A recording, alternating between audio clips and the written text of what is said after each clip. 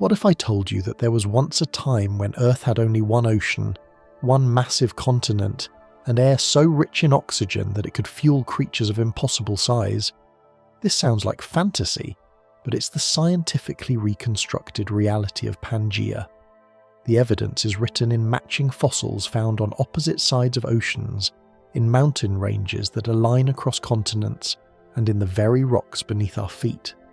Tonight, we're going to read that evidence and reconstruct a world that seems alien yet shaped everything about the planet we inhabit today.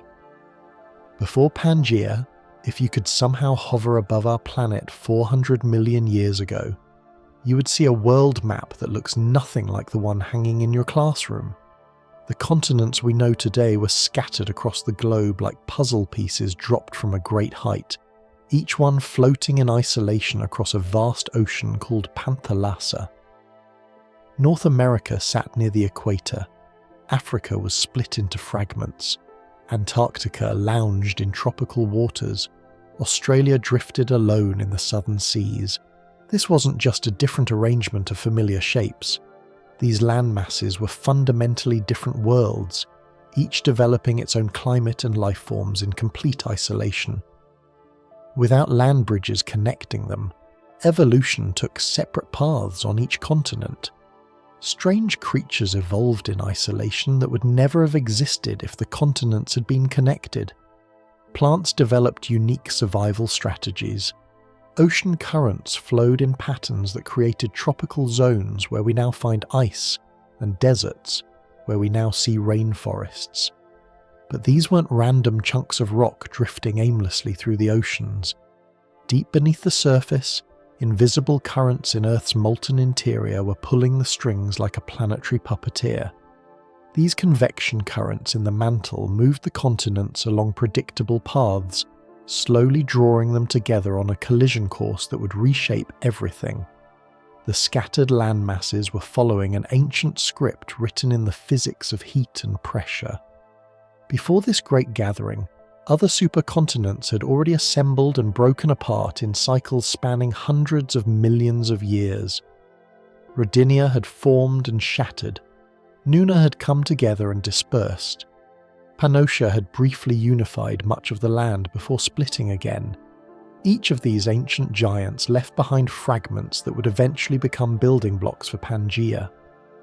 Like pages torn from old books, these continental pieces carried stories of ancient climates and extinct life forms in their rocks. Each wandering landmass carried its own cargo of evolving life, unique rock formations and climate patterns that would soon be forced to merge. Imagine containers on a slow-moving ship, each one sealed and developing its own ecosystem during a voyage that lasted millions of years. Some continents harboured early forests of towering tree ferns. Others supported primitive reptiles learning to lay eggs on land. Still others remained dominated by ancient marine creatures in their shallow coastal seas. The spaces between these scattered continents weren't empty. Shallow seas stretched between the land masses, creating warm, nutrient-rich environments where early life flourished in ways we can barely imagine. These ancient oceans teemed with creatures that have no modern equivalents.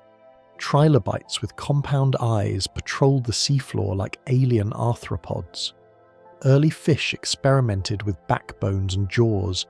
Massive marine scorpions ruled as apex predators in warm lagoons. The stage was set for the most dramatic continental collision in Earth's history. As the scattered pieces moved closer together, climates began to change. Ocean currents that had circulated freely around individual continents started to be blocked and redirected. Temperatures shifted as land masses moved through different latitudes.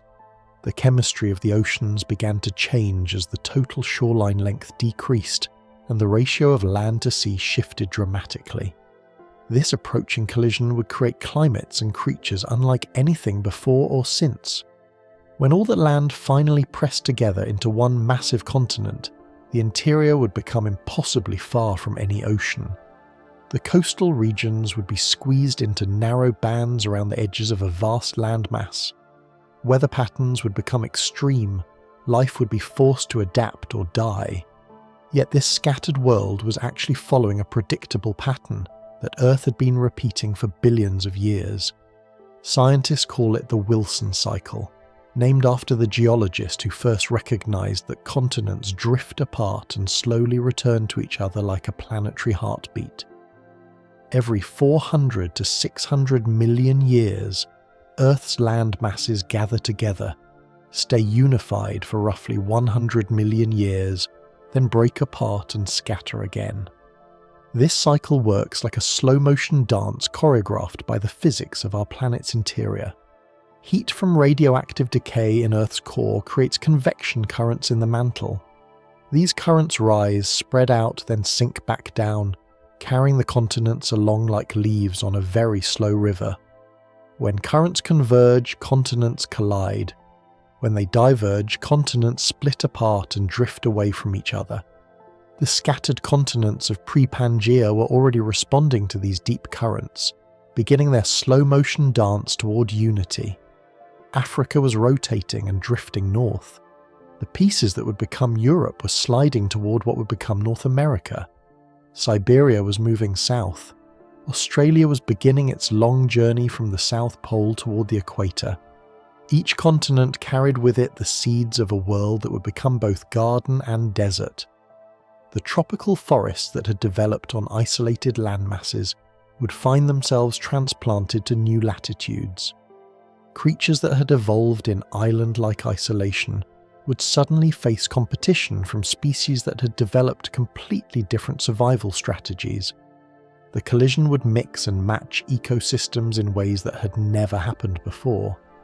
The ocean currents that had kept climates stable around individual continents would be disrupted. New mountains would rise where landmasses collided, creating barriers to wind and rain. The interior of the forming supercontinent would become progressively more isolated from the moderating influence of the sea. What had been many different worlds was about to become one world with extreme gradients from coast to interior. And so the pieces began their inexorable approach, each one carrying its own cargo of life and rock and climate, toward a destiny that would reshape the entire planet. The scattered Earth was about to become unified Earth, setting up conditions that would test life's ability to adapt and survive in ways that had never been tested before. The slow-motion collision was already underway, though it would take tens of millions of years to complete. Somewhere in those ancient seas, the future outline of Pangea was already becoming visible to anyone who could read the language of plate tectonics and deep time. Now imagine standing on a beach 335 million years ago, watching the horizon slowly rise as another continent approaches at the speed your fingernails grow. You wouldn't notice the movement in a human lifetime or even 1,000 lifetimes. But if you could watch through deep time, you'd see something extraordinary happening. The assembly of Pangea wasn't a single crash, but a series of slow-motion collisions spanning tens of millions of years. Each collision reshaped the global map like a planetary-scale accident, happening in extreme slow motion. Think of it like watching ice flows converge on a frozen lake, except these flows were entire continents carrying mountains, forests, and ancient seas. As these landmasses pressed together, something remarkable happened. The crust buckled and folded, creating mountain ranges so massive they dwarfed anything we see today. The collision between what would become North America and Africa thrust up the central Pangean mountains, a range that stretched across the equator like a planetary scar. These weren't just any mountains. They were the Himalayas and Alps of their time, reaching heights that scraped the sky and altered weather patterns across the globe. Imagine peaks so tall they created their own climate zones, forcing air masses to rise and cool, wringing moisture from clouds before they could reach the continental interior. Each continental collision was like welding together different worlds.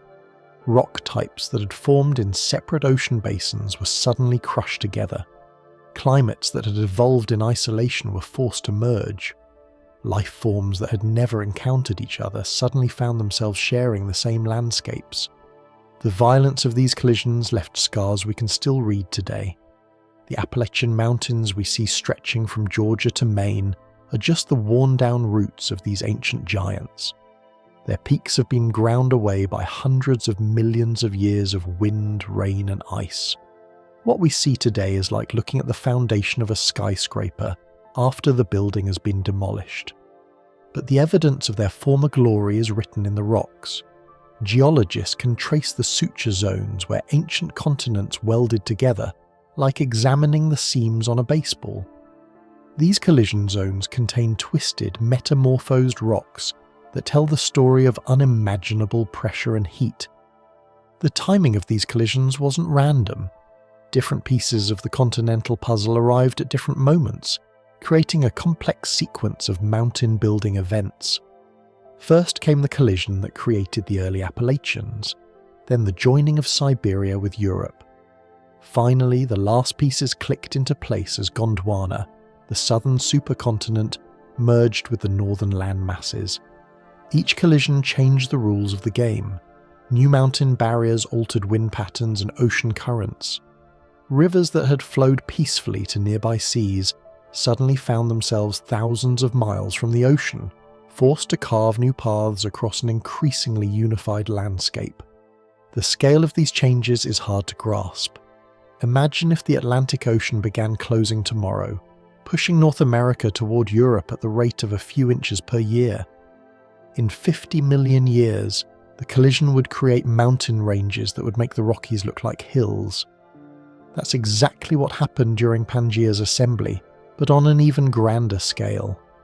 By 300 million years ago, nearly every piece of continental crust on Earth had been pressed together into a single C-shaped landmass. Pangea was born, stretching from pole to pole, and creating a unified continent unlike anything our planet had seen before or since. This wasn't just a geographic curiosity.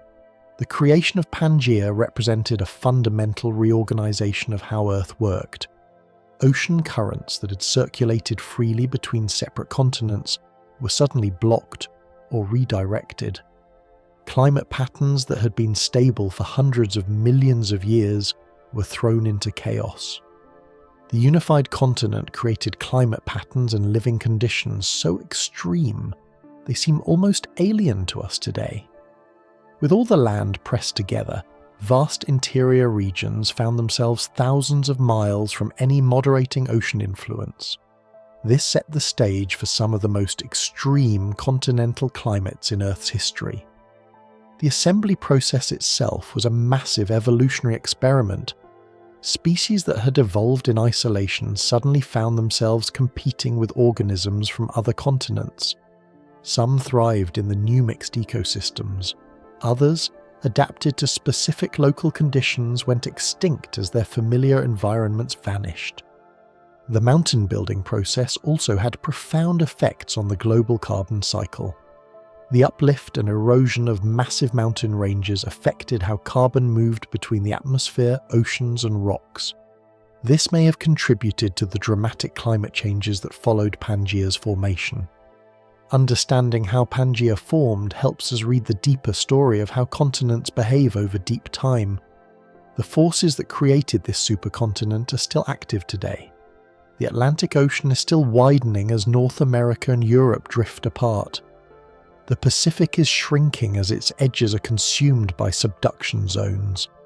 Our modern continents are already moving toward their next great collision, perhaps 250 million years in the future. The evidence for these ancient mountain-building events comes from many sources. Matching rock formations on opposite sides of modern oceans show where continents were once joined. The alignment of ancient magnetic fields preserved in rocks reveals how continents have moved and rotated over time. Even the distribution of coal deposits marks the locations of ancient swamps that formed during Pangea's assembly. The story of Pangea's formation reminds us that the solid ground beneath our feet is actually part of a dynamic, ever-changing system.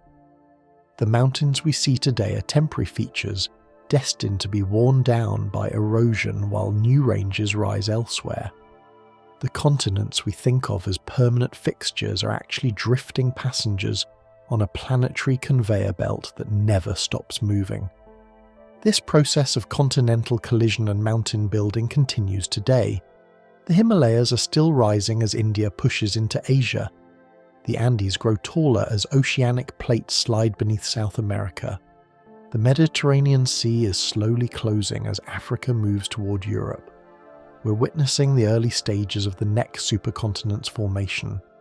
The creation of Pangea set the stage for everything that followed. The extreme climates it produced would drive evolutionary innovations that persist today.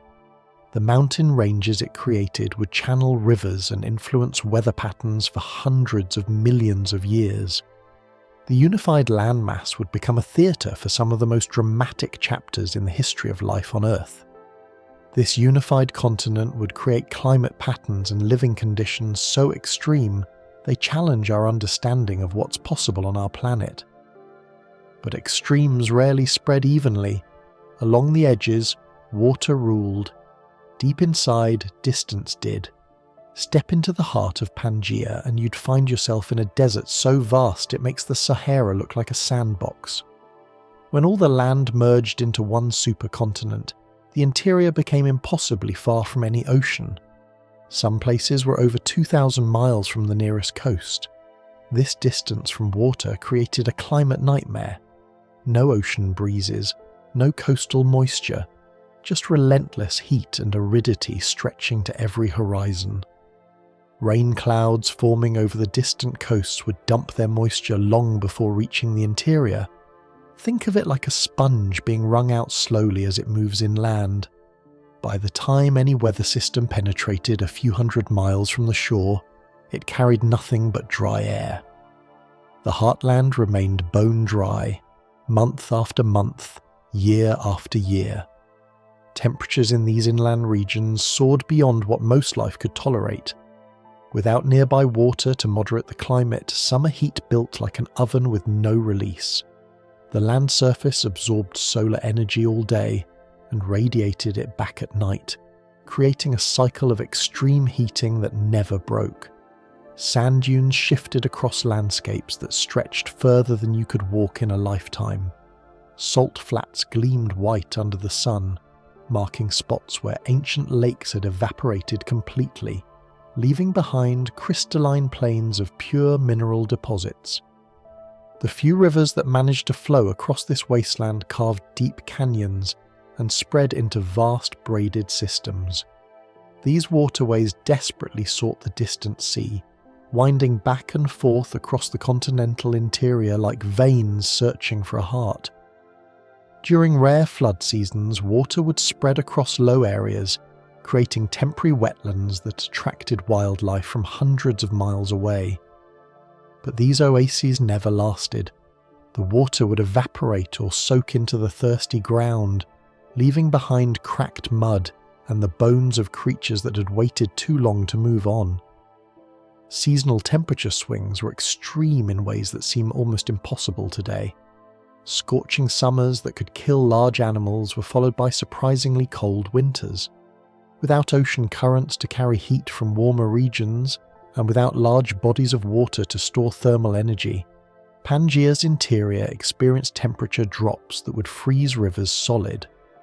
The same landscape that baked at over 120 degrees in summer might see temperatures plunge below freezing in winter.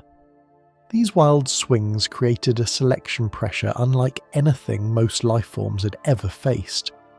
Wind patterns across this continental furnace were equally extreme. Hot air rising from the interior created massive convection systems that could be seen from space. Dust storms formed on a scale that dwarfs anything we see today, picking up sand and debris from one side of the continent and depositing it thousands of miles away. These dust clouds blocked sunlight for days at a time, creating temporary relief from the heat, but also burying whatever vegetation managed to survive in the marginal areas. The interior desert wasn't uniform though. It had its own geography of suffering. Some areas were slightly less brutal than others, creating gradients of habitability that stretched from the merely harsh to the completely uninhabitable. Rocky outcrops provided shade during the day and retained some heat at night. Occasional underground springs created tiny green patches that supported small communities of drought-adapted plants and the animals that depended on them. These were not the vast, diverse ecosystems we see in modern deserts. Pangea's interior was a biological wasteland on a scale that modern Earth has never known. The few creatures that managed to survive developed remarkable adaptations. Some burrowed deep underground, emerging only during the brief periods when conditions were tolerable. Others developed ways to store water in their bodies for months at a time. Still others became nomadic, following the rare rains across vast distances in an endless search for resources. The lack of vegetation meant that even the basic processes that make other deserts habitable were absent. There were no plants to break down rocks and create soil, no root systems to hold together what little organic matter existed, no shade to create microclimates where other species could take refuge. This was desert at its most fundamental level, reduced to the basic elements of rock, sand, and relentless sun. And yet, this harsh environment was doing something important for evolution. The extreme conditions were creating selection pressures that would drive the development of entirely new survival strategies. Creatures that could tolerate these conditions were being forged in a furnace that would prepare them for almost anything Earth could throw at them in the future. The interior desert of Pangea was evolution's testing ground, where only the most innovative adaptations could succeed. The sheer scale of this continental desert created its own weather patterns. Air heated by the vast interior would rise and spread outward, affecting weather systems thousands of miles away. The desert became a heat engine that drove atmospheric circulation across the entire planet. Seasonal changes in the interior could trigger weather events on distant coastlines, creating connections between climate and geography that spanned entire continents.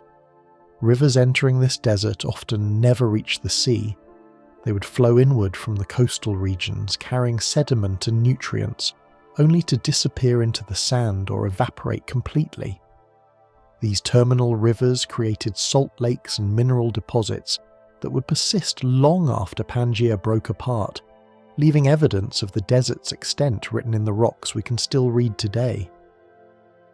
The few animals that survived in the interior developed behaviours that seem almost supernatural to us now. Some could enter states of dormancy that lasted for years, waiting for conditions to improve. Others developed internal navigation systems that could guide them across featureless landscapes to distant water sources. These creatures were living on the edge of possibility, pushed to their biological limits by an environment that offered no margin for error. The interior of Pangea became Earth's largest desert, a continental-scale furnace that pushed life to the edges and shaped evolution in ways we're still discovering. This wasn't just a harsh environment. It was a biological filter that separated the merely tough from the truly extraordinary.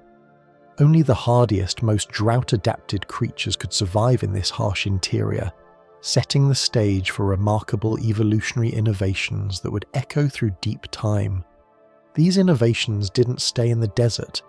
As conditions changed and new opportunities arose, the survival strategies developed in Pangea's interior would spread to other environments. The creatures that survived this continental furnace carried with them genetic tools for enduring extreme conditions, tools that would prove valuable again and again as Earth's climate continued to change through deep time. And yet, a few hundred miles away, the story reversed. Where land met Panthalassa, the continent exhaled. While that furnace-like interior baked under relentless sun, the coastlines of Pangea told a completely different story. The edges of the supercontinent, kissed by ocean breezes and fed by seasonal monsoons, became green corridors of life that wrapped around the harsh interior like a ring of abundance. This contrast was stark and sudden. Lush forests and wetlands thrived within a few hundred miles of barren wasteland.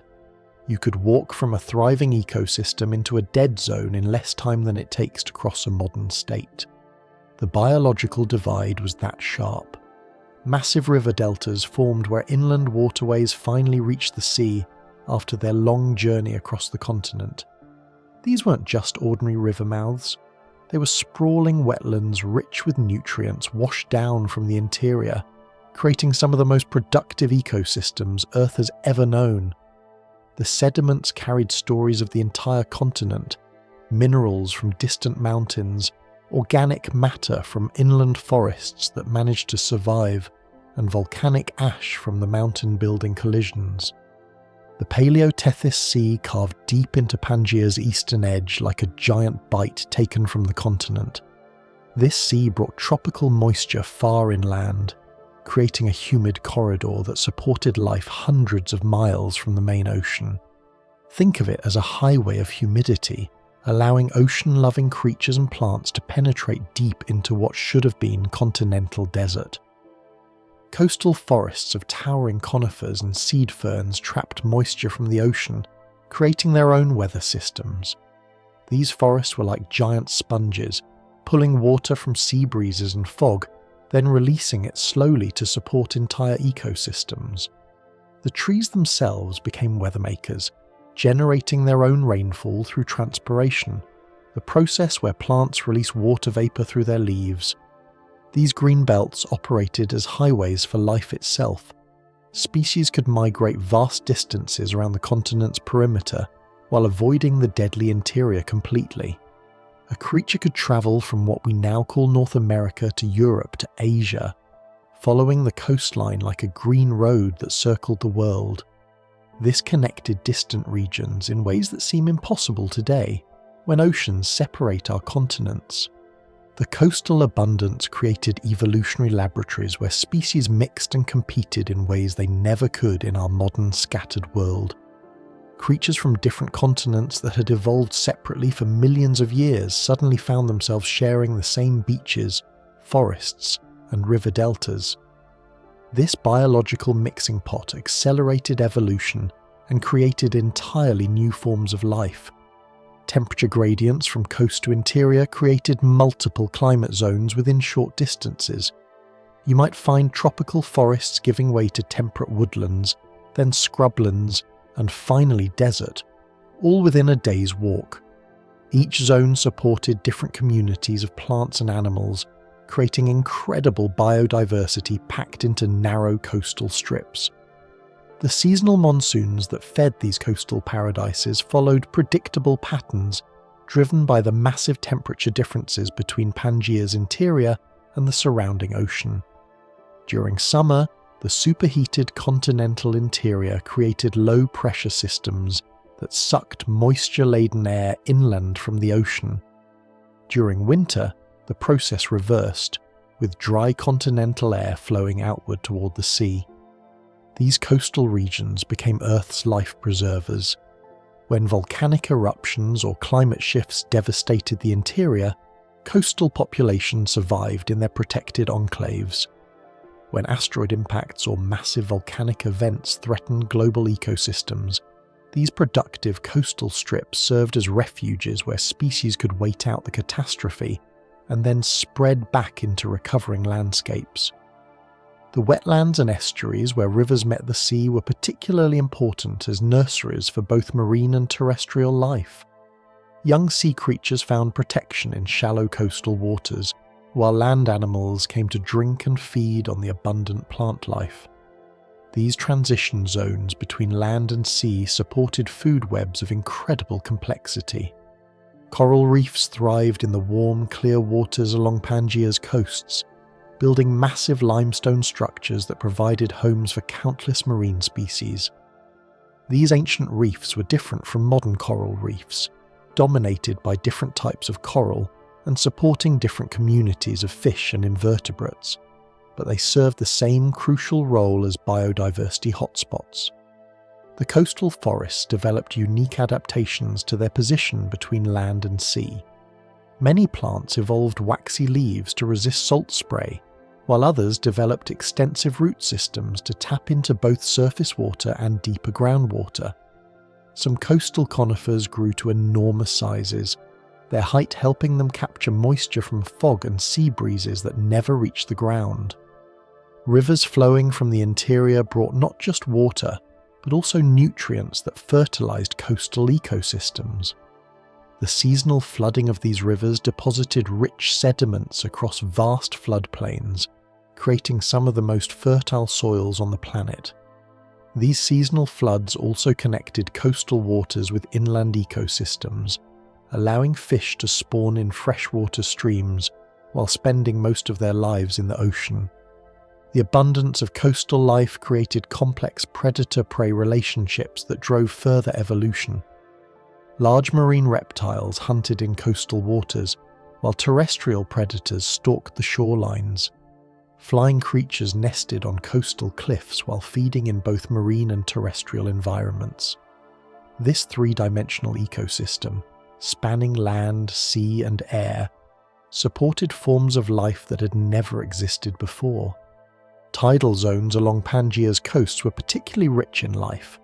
The regular rise and fall of tides created habitats that were sometimes underwater and sometimes exposed to air, selecting for creatures that could survive in both environments. These intertidal zones became stepping stones for life moving between land and sea. The coastlines of Pangea were like a ring of life around a heart of stone, concentrating most of the planet's biodiversity into narrow bands that followed the water's edge. This coastal abundance would prove crucial during the catastrophes to come, providing refuges where life could survive and eventually spread back across the recovering planet. From orbit, the map is simple: one continent, one ocean. Up close, Panthalassa was anything but simple. Sail in any direction, and you would not see another coast for months. It wasn't just larger than our modern Pacific, it was an ocean by alien rules. While Pangea pulled land into one supercontinent, Panthalassa swallowed everything else. It held more water than all modern oceans combined, stretching horizon to horizon in every direction. This wasn't simply a bigger version of what we know today, it was fundamentally different. With no continents to break its flow, Panthalassa generated massive gyres. These circular currents, thousands of miles wide, redistributed heat and nutrients on a planetary scale. Think of them like enormous spinning wheels of water, each one larger than entire modern ocean basins. These gyres created paradoxes that seem almost impossible. Fertile upwelling zones bursting with plankton and fish existed right next to vast blue deserts where almost nothing lived. The contrast was stark and sudden. You could sail from abundance to emptiness in a matter of days. Climate itself was tied to these flows. Tropical warmth got pushed toward the poles while frigid currents swept back toward the equator. Every storm system that struck Pangea was influenced by these planetary-scale water movements. Weather patterns we can barely imagine today became routine. But the real wonder was life. In this endless ocean swam creatures adapted to a world without boundaries. Early sharks prowled open waters, evolving into swift, powerful hunters that could range across thousands of miles without ever encountering land. Their hunting grounds were larger than entire continents. Ammonites drifted in vast swarms. These coiled shell mollusks grew to the size of car tires, their tentacled arms reaching out to catch prey in waters that stretched beyond every horizon. Imagine fleets of these spiral shells moving through Panthalassa like living nautiluses the size of dinner tables. Marine reptiles began to dominate coastal regions in ways that seem almost fantastic today. Early forms of what would become ichthyosaurs and plesiosaurs started their evolutionary experiments in these warm, shallow seas. They had access to coastlines that wrapped around an entire planet, giving them migration routes of unimaginable length. Giant predatory fish stalked prey in the open sea. Some of these animals were larger, stranger, and deadlier than almost anything alive today. Their ranges stretched thousands of miles without obstruction. There were no islands to break up their territories, no separate seas to contain them. Migration in Panthalassa meant crossing half the globe. Sea creatures could travel from one side of the planet to the other without ever leaving the water. This created evolutionary pressures and opportunities that simply don't exist in our modern fragmented oceans. The chemistry of Panthalassa was different too. Without multiple ocean basins to create separate environments, water circulation patterns were unlike anything we see today. Deep ocean currents flowed in continuous loops around the entire planet. These currents carried nutrients, dissolved gases, and heat in patterns that shaped life on a global scale. Temperature gradients were more extreme and more consistent. The equatorial regions of Panthalassa absorbed massive amounts of solar energy, then distributed that heat through currents that could flow uninterrupted for thousands of miles. Polar regions received warm water in steady streams that kept even high latitudes relatively temperate. The seafloor of Panthalassa tells its own story. Sediments accumulated in patterns we can still read today in the rocks of places like the western United States. These ancient ocean floor deposits reveal a world where marine snow fell continuously across vast distances, building up layers that recorded millions of years of oceanic life. Coral reefs in Panthalassa could extend for distances that dwarf modern reef systems. Without continental barriers to interrupt them, some reef complexes may have stretched for thousands of miles along Pangea's coastlines. These were underwater highways where tropical species could spread across enormous ranges. The tides in Panthalassa operated on a planetary scale. With only one ocean to work with, tidal forces created patterns of rising and falling water that affected vast areas simultaneously. Coastal environments experienced tidal ranges and timing unlike anything in our modern world of separate seas. Volcanic activity on the ocean floor followed different patterns too. The mid-ocean ridges that spread new seafloor operated without the complex interactions we see today between different ocean basins. Panthalassa's ridges were part of one continuous system that wrapped around the planet. When storms formed over Panthalassa, they had unlimited room to grow. Hurricanes and typhoons could strengthen over thousands of miles of open water, building to intensities that modern storms rarely reach. These massive weather systems would eventually slam into Pangea's coastlines with tremendous force. The seasonal patterns in Panthalassa were tied directly to the continental monsoons that affected Pangea. When the supercontinent heated up in summer, it would draw moisture from the ocean in amounts that modern weather systems can barely match. The resulting precipitation and storm patterns were extreme by today's standards. Ocean productivity in Panthalassa varied dramatically by region. The massive gyres created zones of intense biological activity, where upwelling brought nutrients to the surface. These fertile areas supported food chains that began with microscopic plankton and extended up to marine reptiles the size of modern whales. But between these productive zones lay the blue deserts. Vast areas of Panthalassa were essentially biological wastelands, with crystal clear water that supported very little life. These regions were like aquatic versions of Pangea's interior deserts, hostile to most forms of life. The deep ocean trenches in Panthalassa reached depths that rivaled anything in our modern seas. These abyssal plains and deep basins created environments where pressure and darkness ruled. Strange creatures adapted to these depths evolved in isolation, developing features we can only guess at from fragmentary fossil evidence. Panthalassa was not just the backdrop to Pangea. It was the engine of Earth's climate and a crucible of evolution. Its gyres, currents, and chemistry decided where storms raged, where coasts flourished, and which species lived or died. When global catastrophes came, Panthalassa was both destroyer and refuge. It could wipe out fragile species in its barren blue deserts, while sheltering survivors in its fertile upwelling zones. The ocean's vast size meant that even planetary-scale disasters couldn't affect every part of it equally.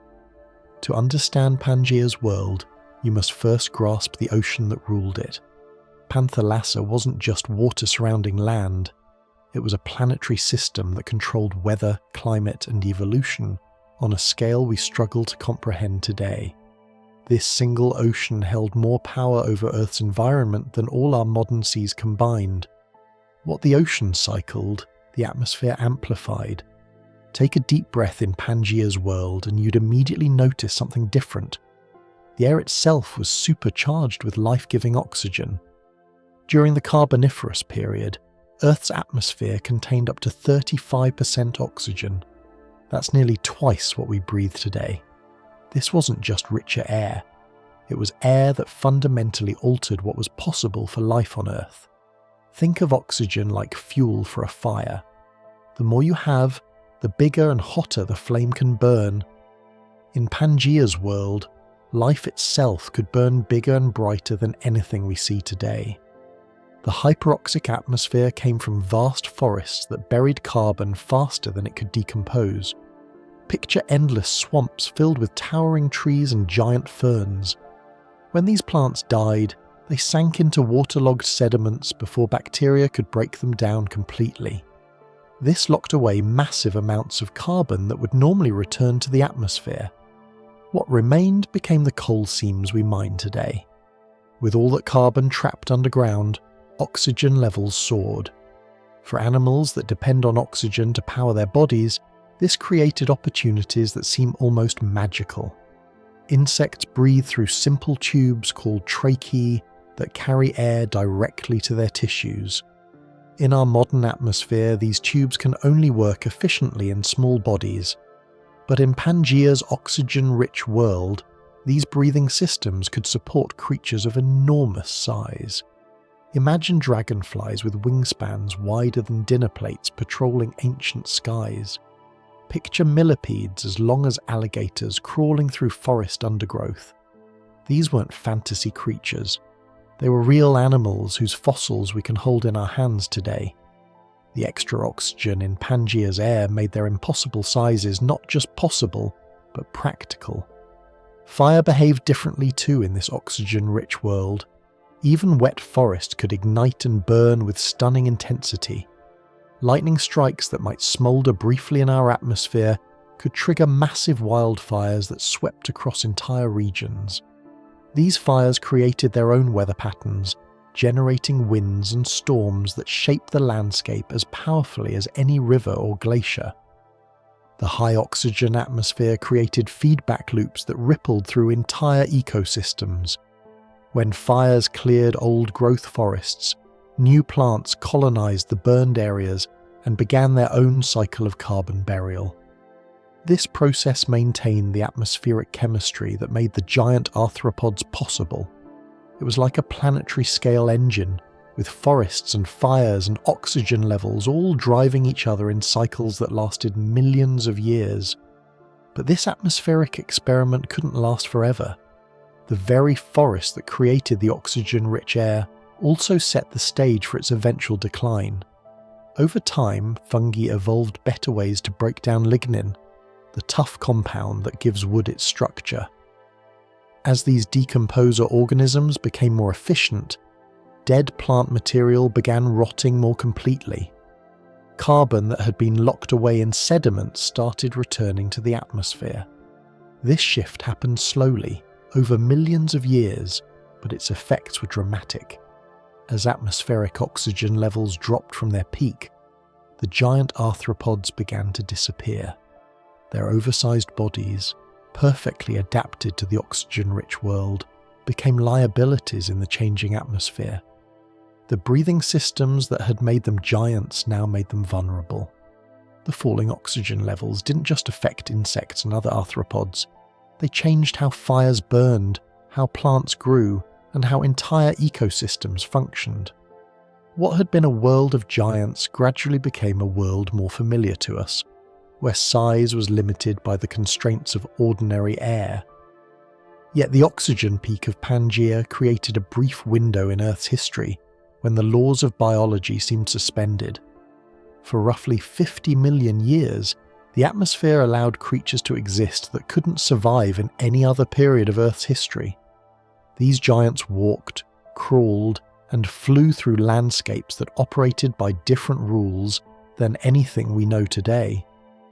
When oxygen levels dropped, these giants vanished forever. But their existence teaches us something profound about how atmospheric chemistry can reshape the living world. The air we breathe isn't just empty space around us. It's an active participant in evolution, setting limits and creating possibilities that determine which body plans succeed and which fail. The giant arthropods of Pangea weren't just bigger versions of modern insects. They were fundamentally different creatures, built for a world with different atmospheric rules. Their compound eyes were massive, their exoskeletons were thick and strong, and their muscles were powered by oxygen levels that would be toxic to many modern animals. They represent one of evolution's most spectacular experiments in what's possible when the environment provides unlimited fuel for life. Understanding Pangea's atmosphere also helps us grasp how interconnected Earth systems really are. The forests that created the oxygen boom were themselves shaped by climate patterns created by the supercontinent's geography.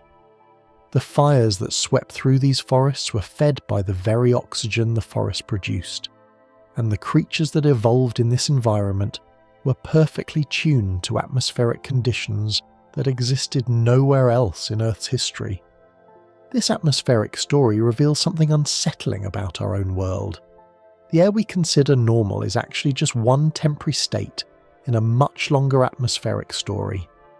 Earth's atmosphere has been many different things over deep time.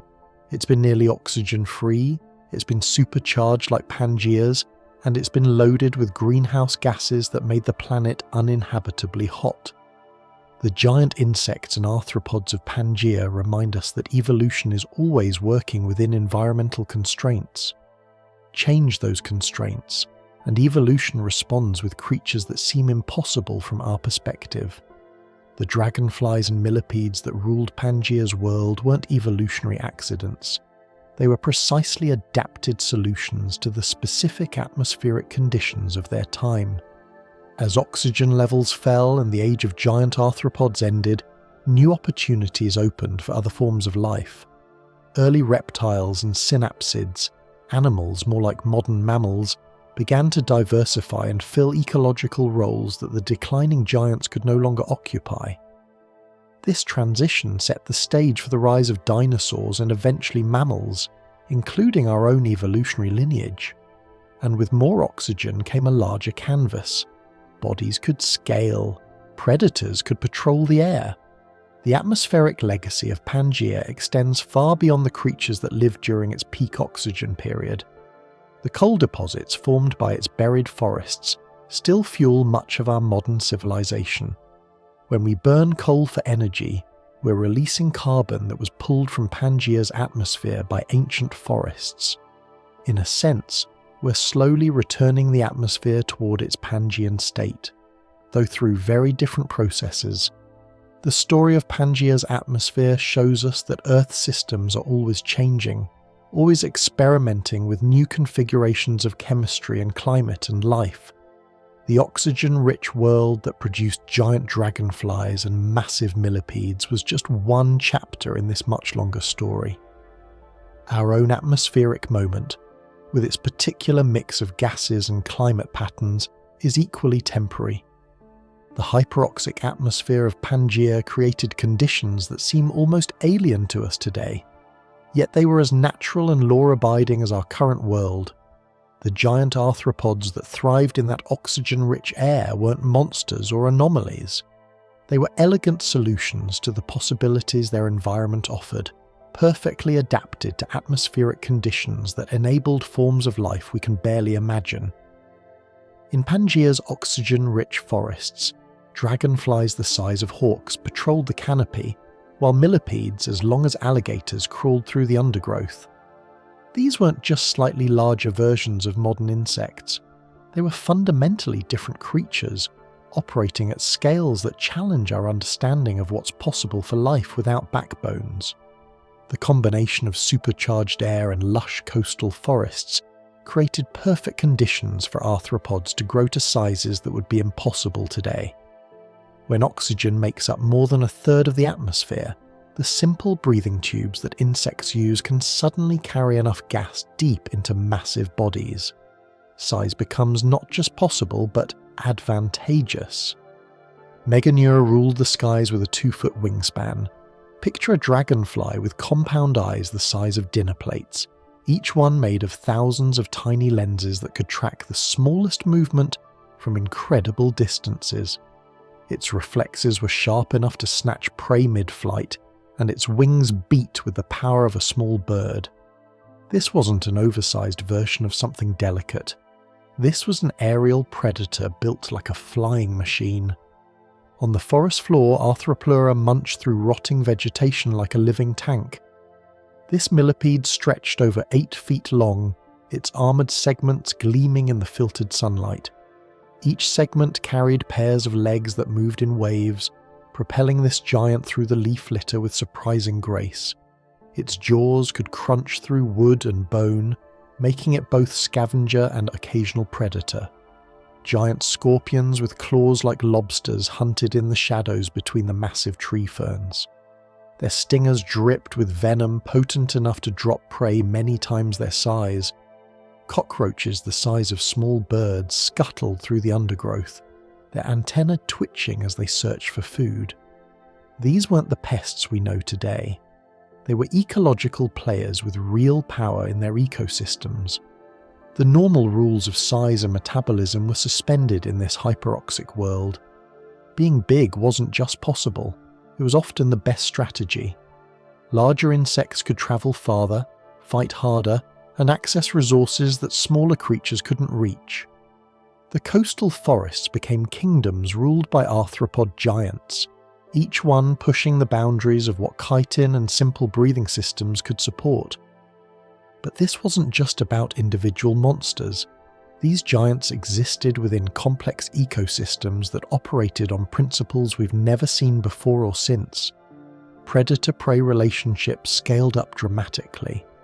A giant dragonfly hunting smaller flying insects was like a hawk chasing sparrows, but the physics were completely different. The energy costs, the flight mechanics, the sensory systems, everything had to be reimagined at these impossible scales. The oxygen that made these giants possible came from the same coastal forests where they lived. Massive trees and ferns were photosynthesis engines, pumping oxygen into the air faster than it could be consumed. The forests and their giant inhabitants created a feedback loop. More plants meant more oxygen, which meant bigger insects, which meant more efficient processing of dead plant material, which meant richer soils and even more plants. This was an evolutionary arms race playing out in slow motion. As oxygen levels climbed, insects grew larger. As they grew larger, they could exploit new ecological niches and resources. As they claimed more territory and resources, they put pressure on other life forms to adapt or find new ways to compete. The entire web of life was being rewritten by atmospheric chemistry. Some of these giants specialized in ways that seem almost alien to us today. Certain millipedes developed complex digestive systems that could break down the toughest plant fibers, turning them into ecosystem engineers that shaped entire forest floors. Giant mayflies with wingspans approaching those of small pterosaurs ruled the waterways during their brief adult lives, their larval stages spending years growing in oxygen-rich streams and ponds. The diversity was staggering. Giant water bugs patrolled the shallows with front legs modified into grappling hooks. Massive beetles developed horns and armour that would make them look at home in a medieval tournament.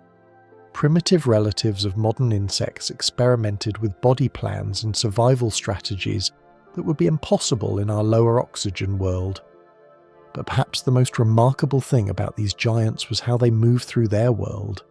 A millipede 8 feet long couldn't just be a scaled-up version of a modern millipede. Its locomotion, its sensory systems, its feeding behaviour, everything had to be fundamentally reimagined. These creatures were solving engineering problems that no modern insect faces. The giant scorpions, for instance, had to manage the physics of delivering venom through a stinger attached to a tail that could be several feet long. The hydraulic systems that powered their movements, the neural networks that coordinated their complex behaviours, the respiratory systems that kept their tissues supplied with oxygen, all of these had to operate at scales that pushed the limits of what's possible for invertebrate life. And yet they thrived. Fossil evidence shows that these giants weren't rare curiosities struggling to survive. They were dominant players in their ecosystems, successful enough to leave extensive fossil records across multiple continents. They built communities, competed for resources, and evolved sophisticated behaviours that allowed them to rule their oxygen-rich world for millions of years. The forests where they lived were unlike anything we can see today. Imagine walking through a landscape where the insects buzzing around your head had wingspans measured in feet rather than inches, where the arthropods scuttling through the leaf litter were large enough to look you in the eye, where the simple act of breathing was different because the air itself was fundamentally changed. These giants also played crucial roles as ecosystem engineers. The massive millipedes processed enormous amounts of dead plant material, accelerating the breakdown of organic matter and enriching the soil. Giant predatory insects kept populations of smaller creatures in check, preventing any one species from overwhelming the system. Flying giants transported nutrients and organic matter over vast distances, connecting different parts of the forest in ways that smaller creatures couldn't. But their reign wasn't permanent. As the vast forests that created the oxygen glut began to change, as fungi evolved better ways to break down dead wood, as atmospheric chemistry shifted, the giants found themselves in a world that could no longer support their impossible sizes. The feedback loop that had created them began working in reverse. The giant arthropods of Pangea represent one of evolution's most spectacular experiments. They prove that life will push against whatever limits the environment sets, exploring every possible avenue for growth and success. When the atmosphere offered supercharged oxygen, life responded by building creatures of impossible size and power. When oxygen levels dropped, these giants became evolutionary dead ends. Their bodies were too large, too energy intensive, too dependent on atmospheric conditions that no longer existed. They vanished from the fossil record, leaving behind only traces of their former glory embedded in ancient rocks. But their fossils remind us that Earth has hosted forms of life almost beyond imagination.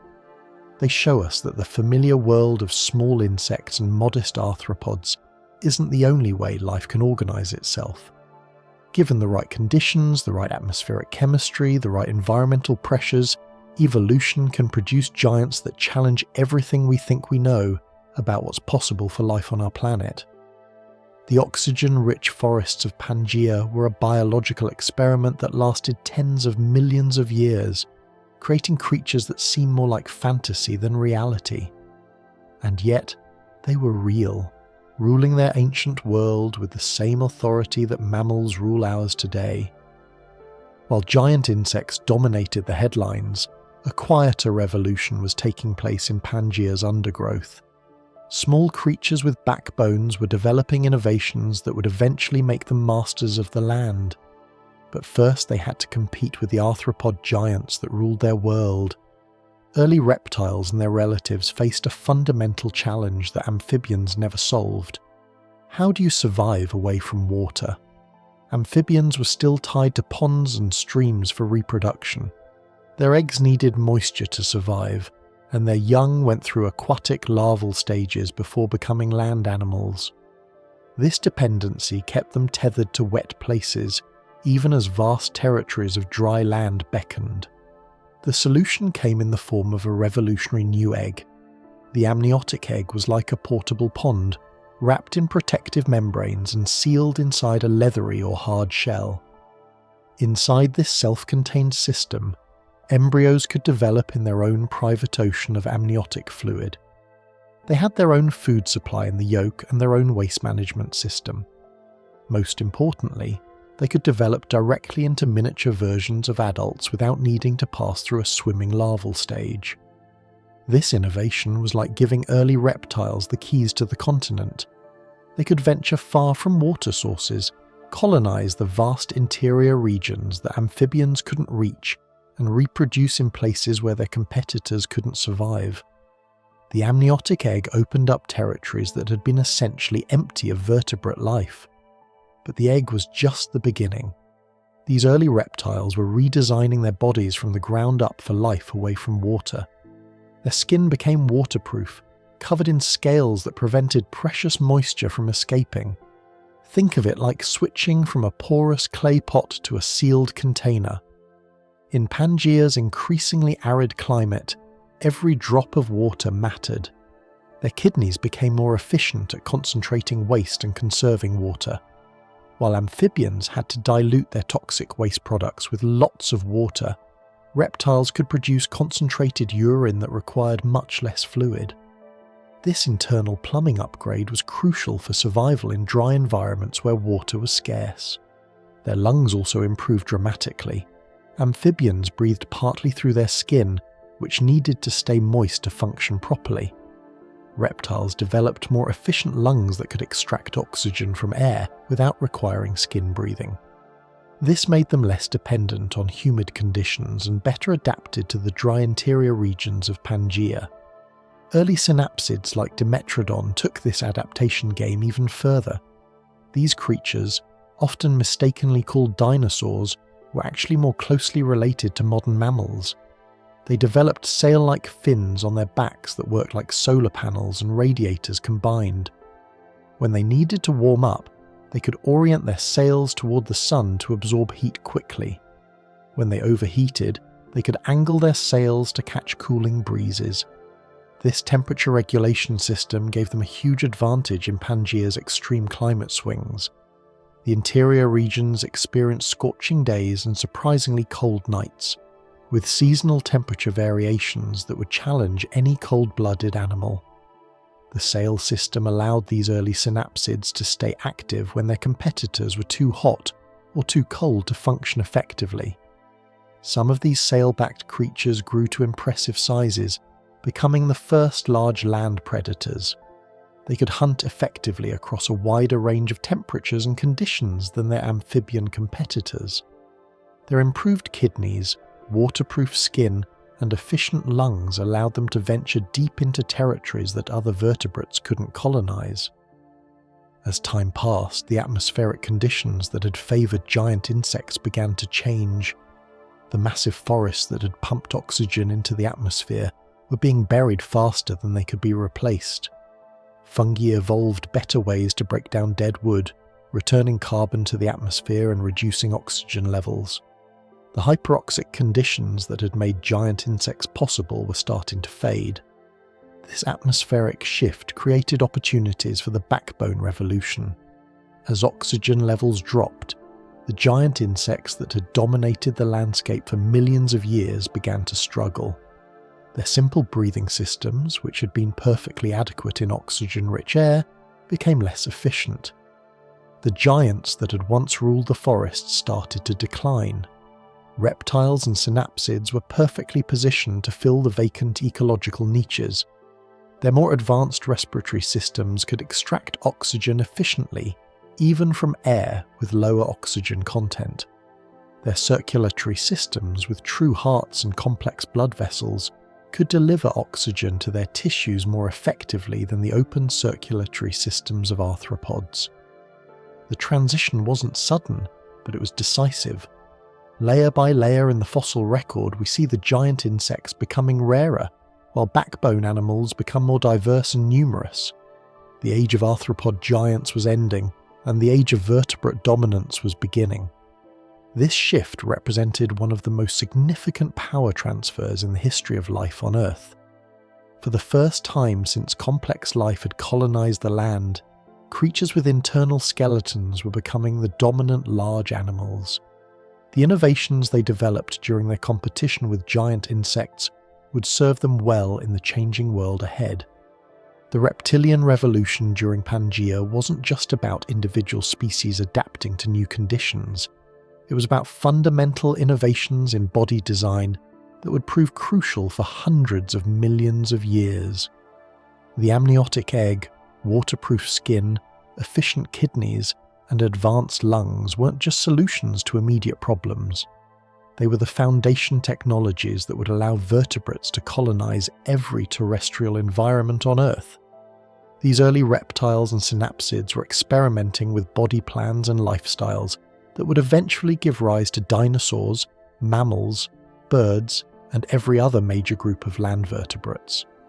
Some became swift runners that could chase down prey across open ground. Others became powerful swimmers that could hunt in rivers and lakes. Still others became specialized plant eaters that could process the tough vegetation of Pangea's dry interior. The diversification was remarkable. Fossil deposits from this period reveal creatures ranging from tiny insect eaters, no bigger than modern lizards, to massive predators that could take down the largest amphibians. Some developed complex social behaviors, living in groups that could cooperate to hunt or defend territory. Others became solitary specialists perfectly adapted to specific ecological niches.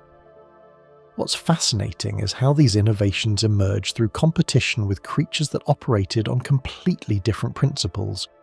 The giant insects were successful because they could take advantage of specific atmospheric conditions. The early reptiles succeeded by developing more flexible, adaptable body systems that could function across a wider range of conditions. This pattern would repeat throughout Earth's history. The most successful innovations often come not from the obviously dominant groups, but from smaller, more adaptable creatures that develop solutions to fundamental problems. The early reptiles weren't trying to compete directly with giant dragonflies and millipedes. They were solving different problems and exploiting different opportunities. By the time the great atmospheric changes had run their course, the balance of power on land had shifted permanently. The age of giant insects was over, and the age of large vertebrates had begun.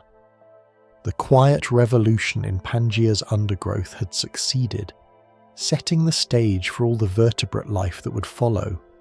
The reptilian revolution during Pangea proves that sometimes the most important changes happen quietly, in the margins, among creatures that seem unremarkable compared to the giants of their day.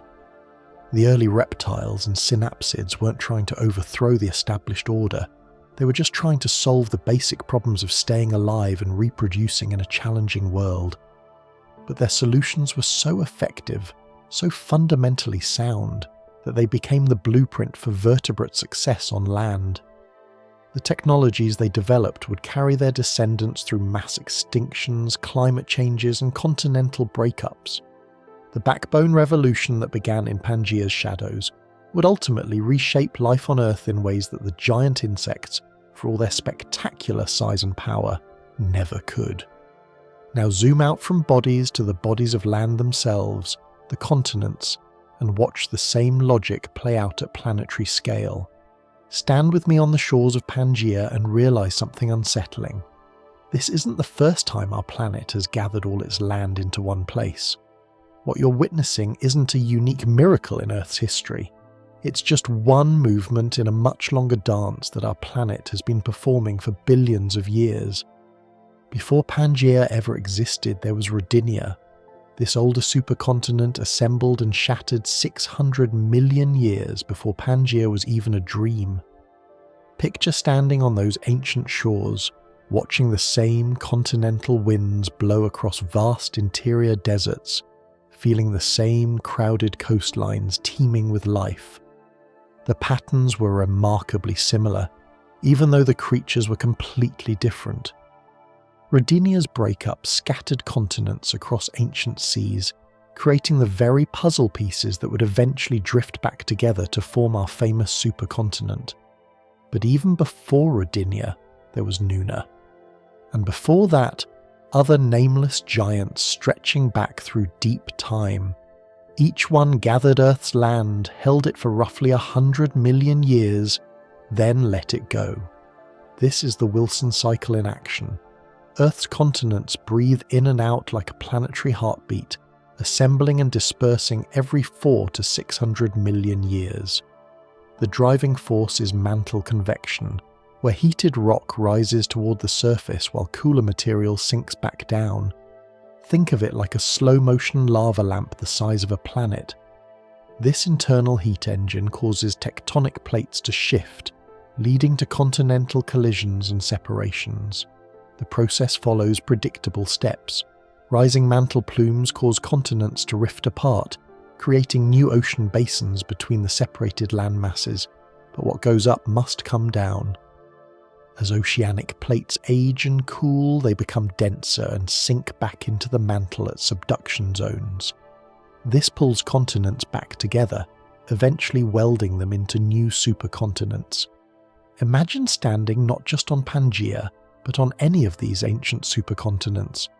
You'd feel the same continental winds carrying moisture from distant oceans. You'd see the same vast interior deserts stretching beyond every horizon. You'd find the same crowded coastlines where life clustered in green corridors around the edges of harsh interior wastelands. Each assembly creates strikingly similar patterns. Massive interiors become furnaces because they're too far from any ocean to receive moisture or moderate temperatures. Coastal rings flourish because ocean breezes bring rain and stable climates. Climate extremes push evolution in new directions, creating evolutionary pressures that shape life in ways that scattered continents cannot. The evidence for these ancient supercontinents comes from multiple sources that all tell the same story.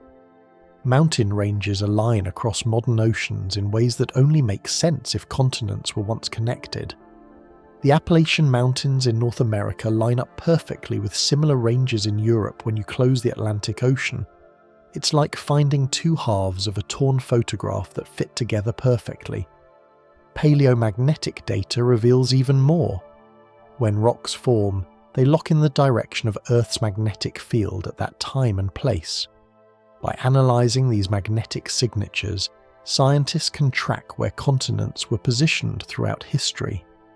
The data shows continents wandering across the globe, clustering together, then dispersing again in endless cycles. Fossils tell the same story from a biological perspective. Similar species appear on continents that are now separated by vast oceans. These creatures couldn't have swum or flown such distances, but they make perfect sense if the continents were once connected. Each supercontinent created temporary highways for life to spread, then isolated populations when the landmasses split apart. The cyclical nature reveals something profound about our planet.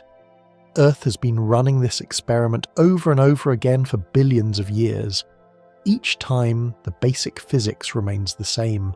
Large landmasses create extreme interior climates while coastal regions stay moderate.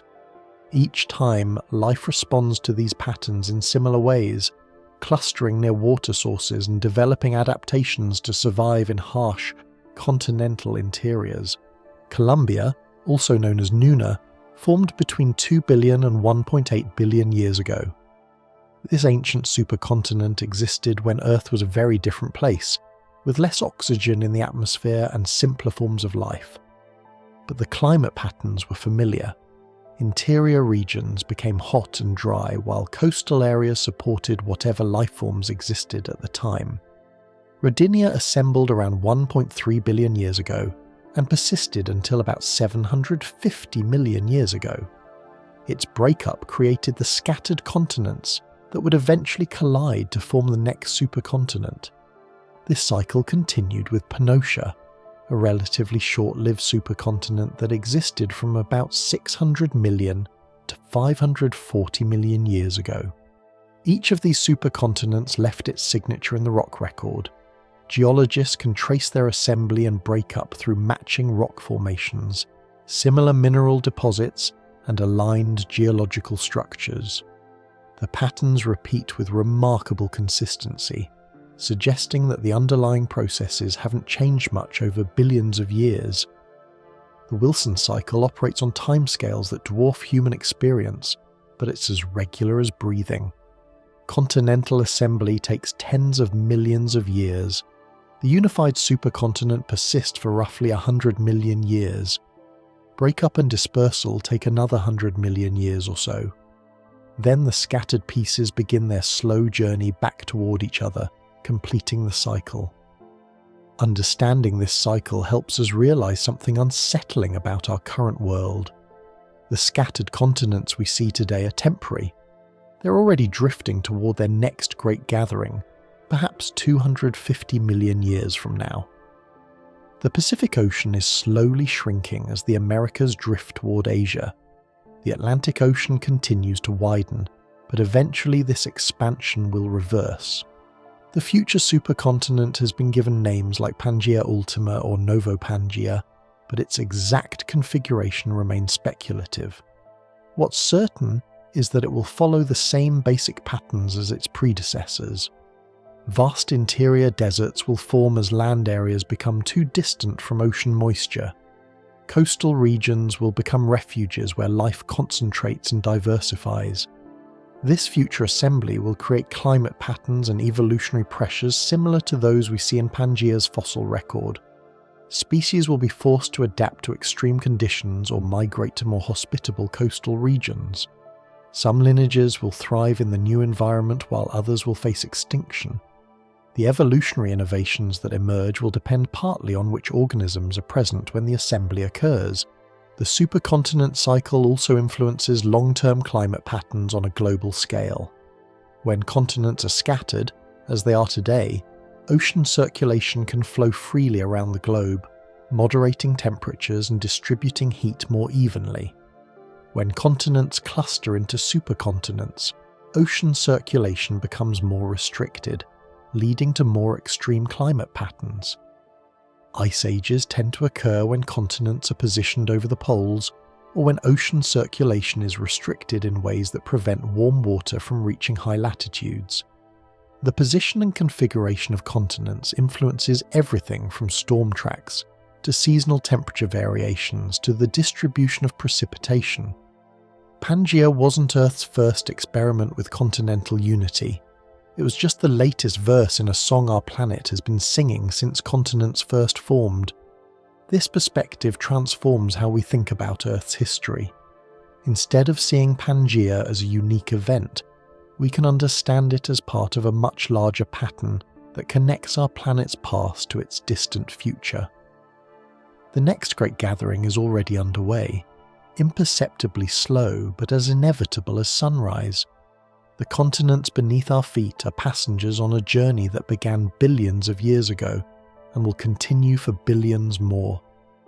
We're living in one brief moment of continental dispersal between gatherings, witnessing just one phase of Earth's endless dance of unity and separation.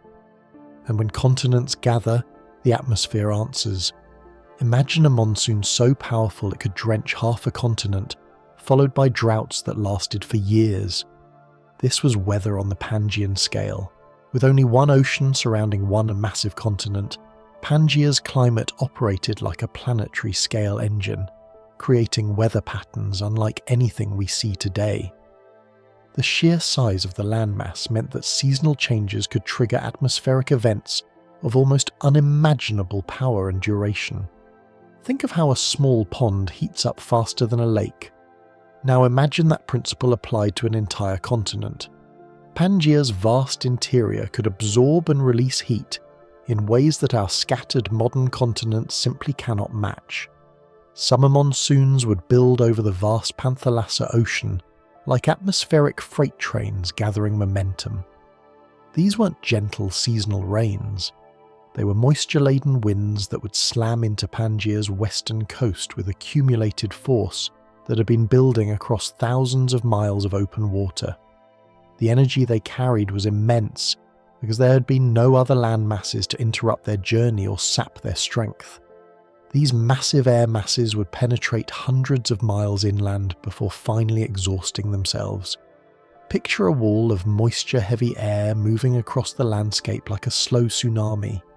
It would bring torrential rains that could last for months, transforming dry valleys into raging rivers and turning desert basins into temporary lakes. The boundary between this green, rain-soaked zone and the bone-dry interior was sharp and dramatic. You could literally walk from lush, waterlogged forests into barren desert within the span of a few miles. The mechanism behind these super monsoons was simple but brutal. Ocean water heated by tropical sun would evaporate into the atmosphere, creating vast columns of rising air loaded with moisture. These columns would organize into circulation patterns that dwarfed anything we see in our modern, continent-divided world. Without other land masses to break up the flow, these patterns could grow and intensify until they achieved sizes and power levels that seem almost fictional. Winter brought the exact reverse process, and it was equally extreme.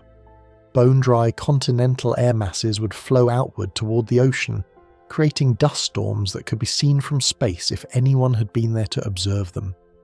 The interior of Pangea would cool rapidly without the moderating influence of nearby oceans, creating high-pressure zones that pushed air outward like a continental-scale bellows. These winter outflows weren't gentle breezes. They were sustained winds that could last for months, carrying dust and sand across vast distances. The dust storms they created would have made modern sandstorms look like gentle puffs of air. Imagine winds that could strip topsoil from entire regions and deposit it hundreds of miles away, reshaping landscapes through pure atmospheric force. The temperature difference between Pangea's interior and the surrounding ocean drove wind patterns so intense they carved landscapes and shaped evolution itself. These weren't just weather events. They were geological forces that could move mountains of sediment, carve new river channels, and create or destroy entire ecosystems within a single season. The continental interior acted like a massive heat engine. During summer, it would absorb enormous amounts of solar energy, creating thermals that could lift dust and debris miles into the atmosphere. During winter, it would radiate that heat back into space, creating temperature gradients steep enough to generate winds of incredible power and persistence. These extreme conditions created what we might call weather whiplash on a continental scale. Regions that were flooded during the summer monsoon season would become parched wastelands during the winter dry season. Plants and animals had to be adapted not just to drought or flood, but to rapid transitions between both extremes. This constant climatic stress drove evolutionary innovation in ways that our more gentle modern weather patterns simply cannot match. The atmospheric circulation patterns over Pangea were like nothing we see today because there was nothing to interrupt them. Modern weather systems are constantly being disrupted and redirected by mountain ranges, ocean currents, and the complex coastlines of our scattered continents. Pangea's weather could develop and maintain patterns on scales that seem almost planetary in scope. Consider how these megastorms would have interacted with the landscape itself. The massive mountain ranges created by continental collision would have acted like dams for atmospheric moisture. Air masses laden with water vapor would be forced upward as they encountered these barriers, cooling rapidly and dropping their moisture in concentrated zones. This orographic effect would have created some of the most intense precipitation events in Earth's history. The western slopes of these ancient mountain ranges would have been drenched by moisture-heavy air rising from the ocean. But the eastern slopes would have been in rain shadows so severe they created their own microclimates of extreme aridity. The contrast would have been stark and immediate. A mountain peak might have lush forests on one side and barren desert on the other, separated by just a few miles but existing in completely different worlds of moisture availability. Rivers during these megastorm events would have been unlike anything we can imagine today. When months of accumulated moisture was released over vast areas simultaneously, the runoff would have created flood events that could reshape entire regions. These weren't gentle spring floods that rise and fall over weeks. These were geological events that could carve new canyons, move mountain ranges worth of sediment, and completely alter the course of major river systems within a single season. The dust storms of the dry season were equally transformative. Without vegetation to anchor the soil across vast areas of the interior, winter winds could mobilize incredible amounts of loose material. These dust clouds would have been visible from incredible distances, creating their own weather patterns as they absorbed and reflected sunlight. Some of these dust storms might have been large enough to influence regional climate patterns, creating feedback loops that made the dry seasons even more extreme. The seasonal reversal of these patterns created a kind of atmospheric breathing that operated on a continental scale. Pangea would inhale moisture during the summer monsoons and exhale dust during the winter dry season. This breathing pattern was so powerful it could influence ocean currents, atmospheric chemistry, and even the planet's energy balance between the hemispheres. These extreme weather patterns also created unique evolutionary pressures that we can still see traces of in the fossil record. Plants that survived in Pangea's climate had to be incredibly resilient and adaptable. They needed root systems that could handle both flooding and extreme drought, often within the same year. They needed leaves that could photosynthesize efficiently during brief periods of moisture availability, while also being able to shut down completely during extended dry periods. Animals face similar challenges, but with the added complexity of mobility. Some species probably followed the seasonal weather patterns, migrating vast distances to stay within the narrow zones where conditions were tolerable. Others would have developed behavioral and physiological adaptations that allowed them to survive the extreme seasonal swings in place. The fossil evidence suggests that some creatures developed what we might call weather bunkers, burrow systems that could protect them from both the intense flooding of monsoon season and the scorching heat and dust storms of the dry season. These underground communities would have been like seasonal cities, places where life could wait out the worst of Pangea's climatic extremes. But perhaps the most remarkable aspect of Pangea's weather was how it operated as a single, integrated system. Every storm, every wind pattern, every temperature gradient was connected to every other climatic event across the entire continent. A drought in one region could influence monsoon patterns thousands of miles away. A particularly intense dust storm could seed cloud formation over distant ocean areas, influencing the next season's rainfall patterns. This interconnectedness meant that climate changes could propagate across the entire supercontinent with remarkable speed and intensity. Local weather events could trigger continental-scale changes that would reshape ecosystems across vast areas. The atmospheric system had fewer buffers and shock absorbers than our modern climate, making it both more powerful and more volatile.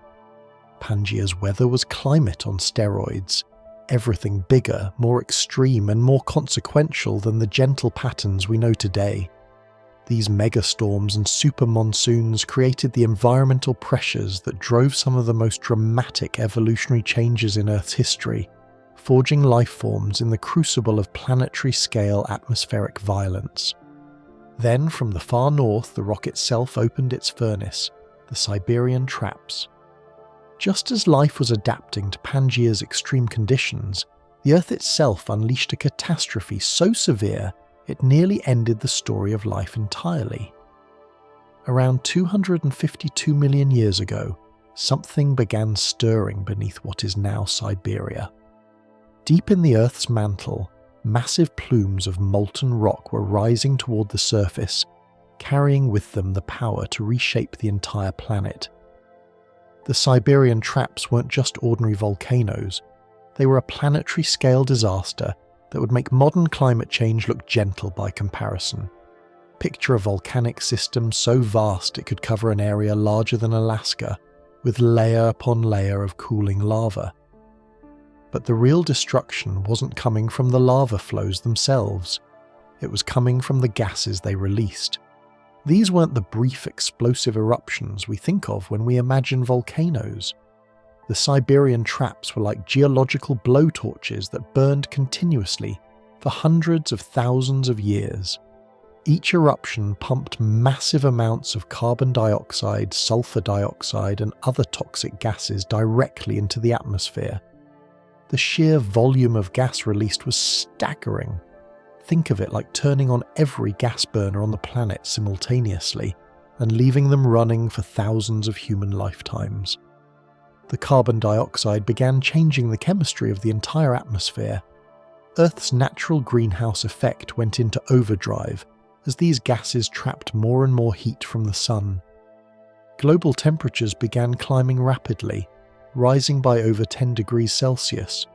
That might not sound like much, but it's the difference between a habitable planet and one where most life simply cannot survive. But carbon dioxide was just the beginning. The volcanic eruptions were also releasing hydrogen sulfide, a gas so toxic it can kill most living things in small concentrations. Imagine the air itself becoming poisonous, carrying death with every breath.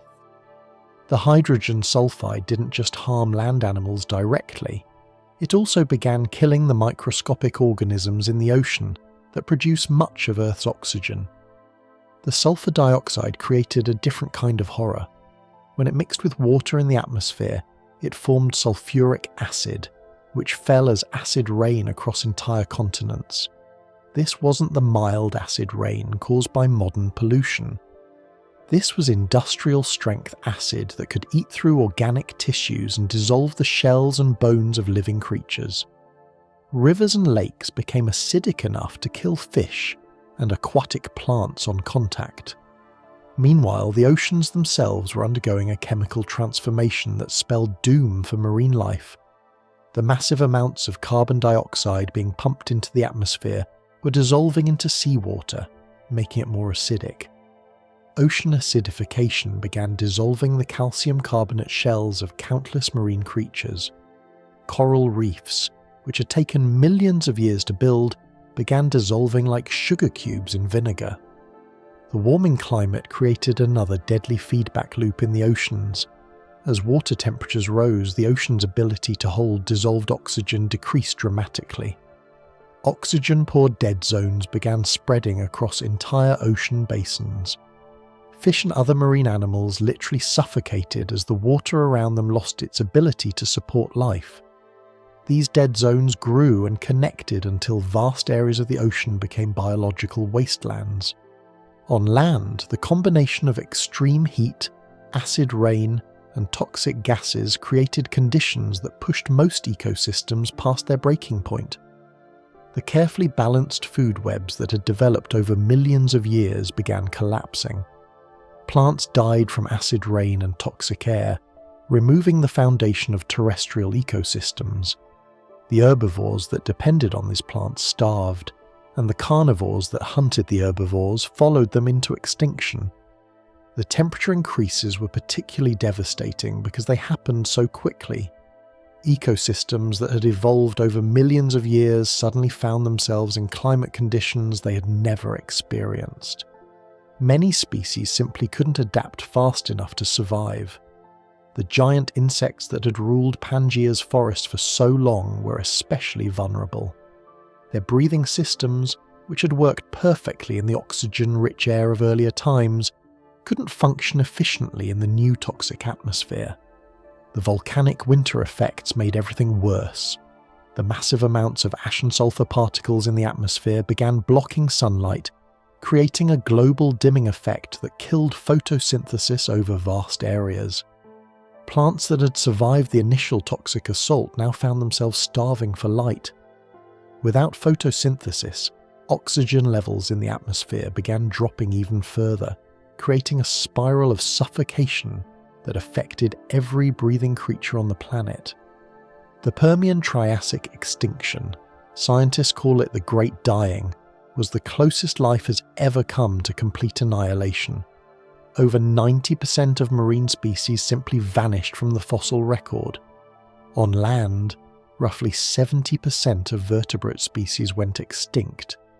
Entire families of animals that had existed for tens of millions of years disappeared forever. The trilobites, those iconic sea creatures that had crawled across ocean floors for nearly 300 million years, finally succumbed. Most of the giant amphibians that had dominated freshwater environments went extinct. Even many plant species, which are usually more resilient to environmental changes, died out completely. The extinction wasn't quick and merciful. It dragged on for hundreds of thousands of years as the volcanic eruptions continued and the environmental conditions grew progressively worse. Fossil evidence suggests that many ecosystems collapsed and recovered multiple times during this period, only to be knocked down again by fresh waves of volcanic destruction.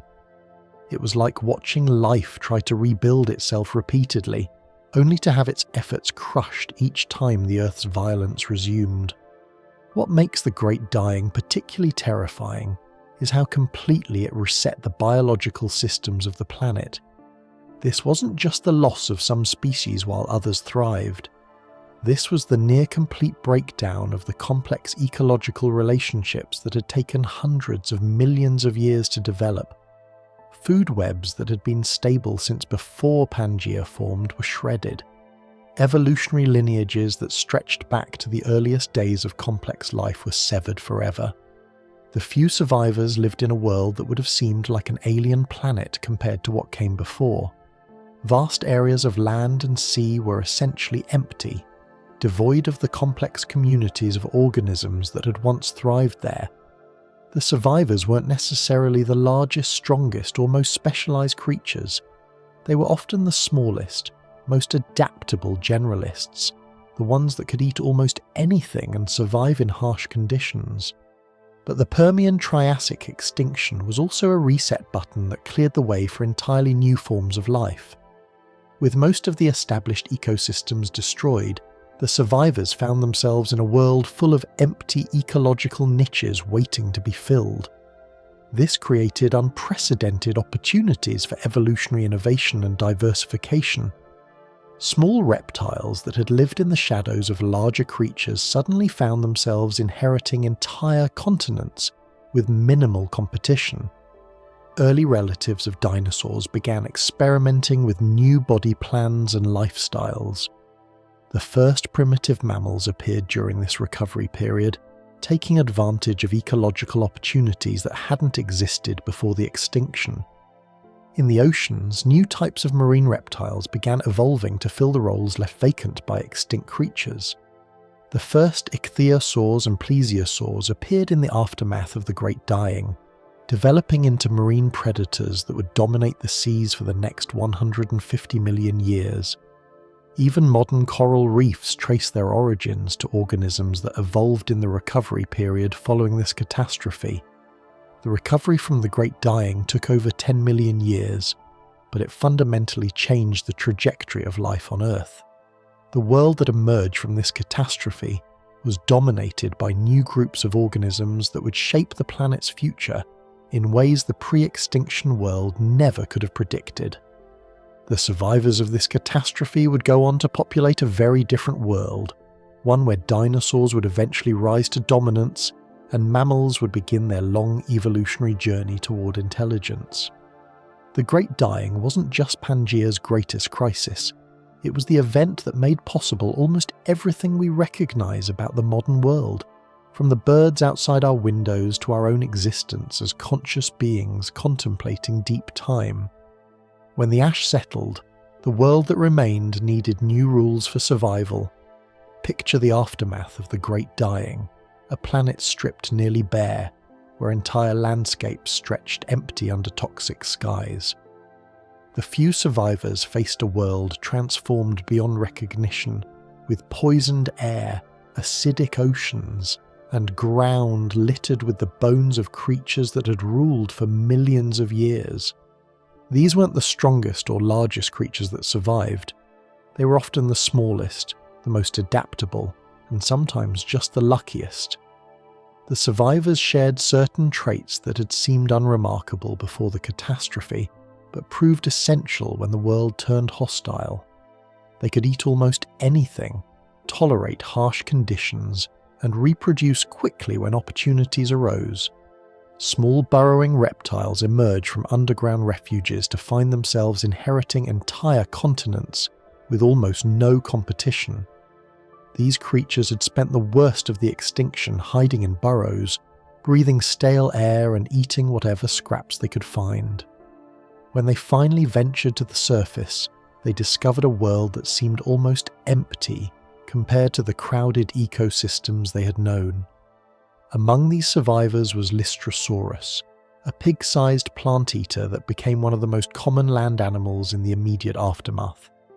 This stocky reptile had strong legs for digging and a beak-like mouth that could process tough, fibrous plants. Most importantly, it could survive on poor-quality food that other animals couldn't digest. These humble traits made it incredibly successful in a world where most plant life consisted of hardy survivors growing in contaminated soil. The success of creatures like Lystrosaurus reveals something profound about survival during mass extinctions. The traits that make animals successful during normal times, large size, specialized diets, complex behaviors, often become liabilities during catastrophes. The survivors were generalists who could adapt quickly to change conditions. They weren't the stars of their ecosystems before the extinction, but their flexibility kept them alive when specialization became a death sentence. Hardy seed plants and drought-resistant ferns began the slow work of recolonizing Pangea's devastated landscapes, their roots breaking through layers of volcanic ash. These pioneer plants faced conditions unlike anything their ancestors had encountered. The soil was contaminated with toxic metals and volcanic minerals.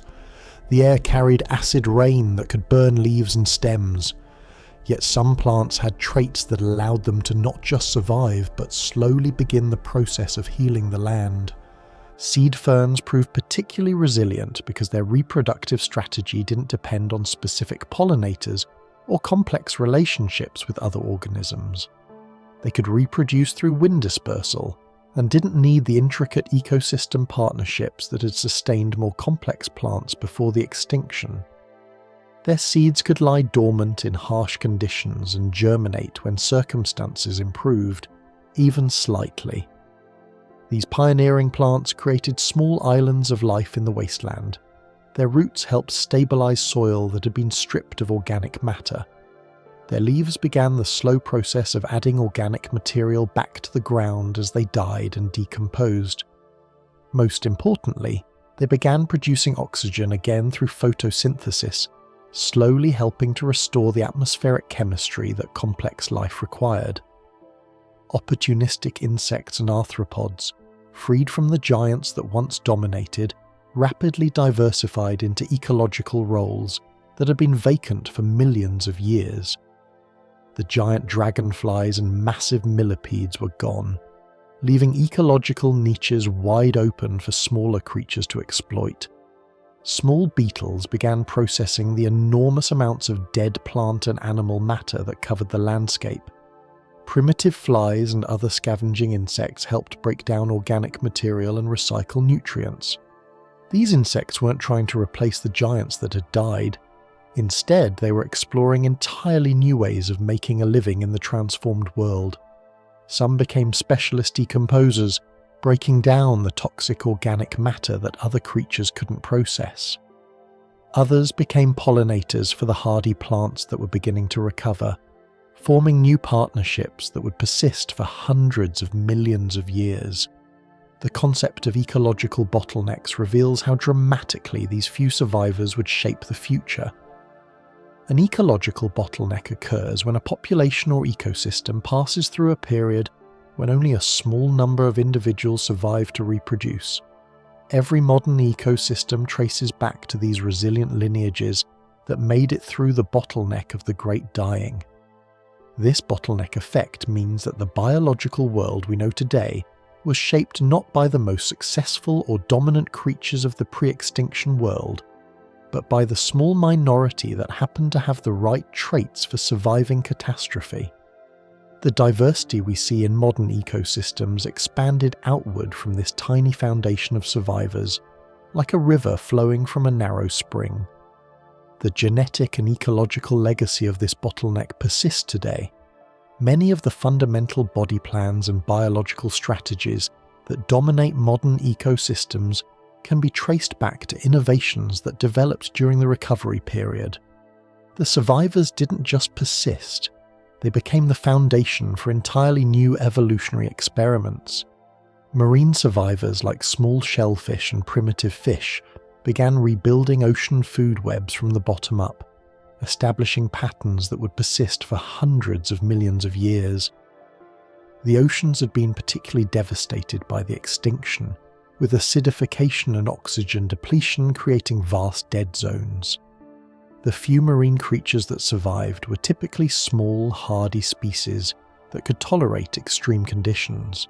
These marine survivors faced the enormous task of rebuilding ocean ecosystems that had been functioning for hundreds of millions of years.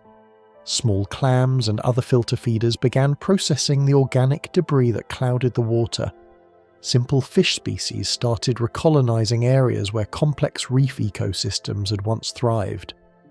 These weren't sophisticated creatures, but they were tough enough to survive in the harsh chemical conditions that persisted for thousands of years after the main extinction event. The recovery process in the oceans followed a predictable pattern. First came the decomposers and scavengers that could process dead organic matter. Then came small primary producers like algae and simple plants that could photosynthesize in the still toxic water. Finally, small predators began to appear as prey populations recovered enough to support them. This fragile web of survivors proves that life's greatest innovations often come not from the mighty, but from the humble few who find ways to endure the impossible. The creatures that rebuilt the world after the Great Dying weren't the most impressive specimens in their original ecosystems. They were often the overlooked species living in the margins, the ones that hadn't competed directly with the dominant groups. Their success reveals a crucial principle about how life responds to catastrophe. During normal times, ecosystems reward specialization and efficiency, but during mass extinctions, they reward flexibility and resilience. The survivors were often generalists who could eat many different foods, tolerate a wide range of conditions, and reproduce successfully even when their preferred habitats were destroyed. This principle has played out repeatedly throughout Earth's history. After each major extinction event, the recovery has been led not by the revival of the dominant pre-extinction groups, but by the expansion and diversification of previously minor groups that happened to have traits suited for the post-extinction world. The recovery from the Great Dying would take over 10 million years, but it set the stage for entirely new chapters in Earth's story. This recovery period wasn't just about replacing what had been lost, it was about exploring entirely new evolutionary possibilities that had been closed off when ecosystems were dominated by well-established groups. During this long recovery, the survivors experimented with body plans and ecological strategies that would have been impossible in the crowded pre-extinction world. Small reptiles began evolving into forms that would eventually become dinosaurs. Early relatives of mammals started developing the traits that would eventually lead to intelligence and complex social behavior. Marine reptiles began exploring aquatic lifestyles that would make them the rulers of Mesozoic seas. The world that emerged from this recovery was fundamentally different from what had come before.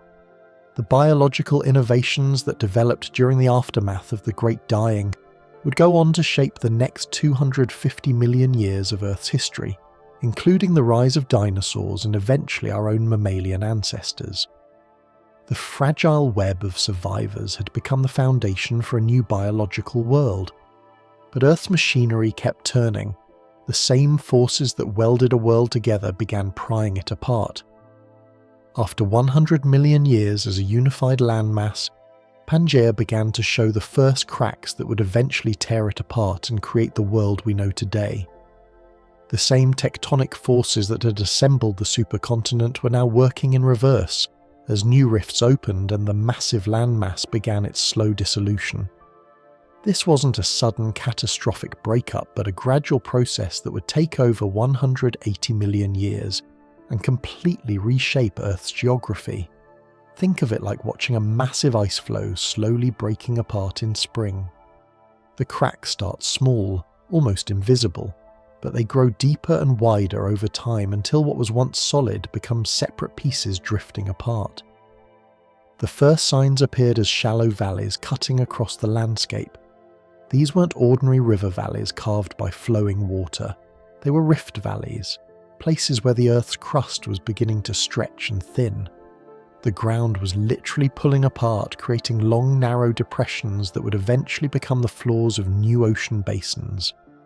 The first major split opened what we now call the Central Atlantic. Picture standing on the edge of North America 200 million years ago and watching Africa slowly drift away. The process was imperceptibly slow by human standards, moving at about the same rate your fingernails grow. But over millions of years, this tiny movement opened a gap that would eventually become an entire ocean. As the rift widened, something remarkable happened. Molten rock from deep in the earth began rising up through the crack, cooling and solidifying to form new ocean floor. This wasn't just empty space opening up between the continents. New crust was being created, pushing the land masses apart like a slow-motion explosion that lasted for millions of years. The breakup process created a kind of geological domino effect. As one part of Pangea split away, it changed the stress patterns throughout the entire supercontinent. New cracks began forming in different locations, following lines of weakness that had been building up for millions of years. It was like watching a piece of glass shatter in ultra-slow motion, with each new crack triggering the formation of others. The Atlantic Ocean wasn't the only new water body being born. The Indian Ocean began forming as what would become India broke away from the southern part of Pangea. Picture a massive chunk of continent, roughly the size of modern India, beginning a 10,000-mile journey northward. This wasn't a straight path. The moving landmass rotated as it travelled, like a slow-spinning top drifting across the ancient ocean floor. As new ocean basins formed, they began disrupting the climate patterns that had defined Pangea for so long.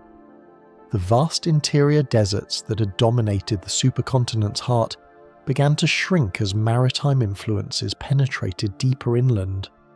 Ocean currents, previously blocked by the unified landmass, began flowing into new channels, carrying moisture and heat to places that had been bone dry for millions of years.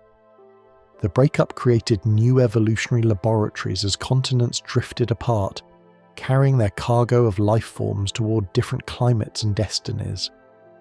Imagine animal and plant populations that had been part of a single ecosystem suddenly finding themselves separated by growing oceans.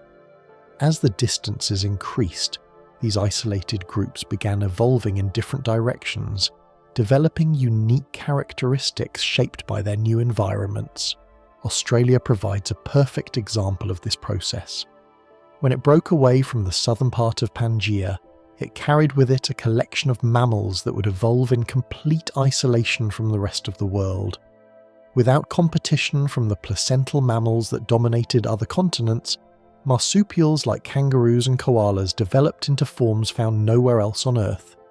South America had a similar experience, but with a different outcome. When it separated from Africa, it became an island continent populated by its own unique collection of animals. Giant ground sloths, armadillos the size of cars, and terror birds 8 feet tall evolved in this isolated environment. When South America eventually reconnected with North America much later, the resulting exchange of species completely transformed both continents. India's journey northward created one of the most dramatic geological events in Earth's recent history. As this continental fragment ploughed into Asia, the collision crumpled the crust between them, pushing up the Himalayan mountains and the Tibetan plateau. This wasn't just mountain building, it was continent building, creating entirely new landscapes that would influence global climate patterns for millions of years. The fragmentation process also created new types of coastlines that hadn't existed during Pangea's unified period. Instead of one massive continent surrounded by a single ocean, Earth now had multiple landmasses with complex winding coastlines. These new coastal environments became hotbeds of evolutionary innovation, providing countless ecological niches for marine and terrestrial life to explore. Ocean currents began flowing in patterns that would have been impossible during Pangea's reign. The circumpolar current around Antarctica formed as that continent settled over the South Pole and became isolated from other landmasses. This powerful current began cooling the entire planet, contributing to long-term climate changes that would eventually lead to ice ages. The breakup also changed how heat was distributed around the globe. During Pangea's time, the massive continent had acted like a giant heat island, absorbing and storing solar energy. As the land masses spread apart, they created a more balanced distribution of land and water, allowing ocean currents to transport heat more efficiently from the equator toward the poles. New mountain ranges formed not just from continental collisions, but also from the stretching and breaking process itself. As rifts opened, the edges of the separating continents were often uplifted, creating coastal mountain ranges. The Appalachian Mountains on the eastern coast of North America are partially the result of this rifting process, marking the edge where the continent tore away from Africa. The chemistry of the oceans also began changing as new water bodies formed. Each new ocean basin had its own unique characteristics based on its depth, temperature, and connection to other water bodies. The Atlantic Ocean, for example, developed different circulation patterns and chemical properties than the much older Pacific Ocean, creating new marine environments for life to colonize. As the continents continued their slow dance apart, they began developing their own distinct climates and weather patterns. The monsoon systems that affect India today are partly the result of that subcontinent's unique position and its collision with Asia. The Amazon rainforest exists partly because South America's position allows it to capture moisture from both the Atlantic and Pacific Oceans. The separation process created barriers that went beyond just physical distance. As new oceans formed and widened, they became increasingly difficult for land animals to cross. Species that had once been able to migrate freely across Pangea found themselves trapped on isolated continents, forced to adapt to whatever conditions they encountered. Some groups of animals managed to island hop across the growing ocean gaps, but these journeys became increasingly rare and difficult.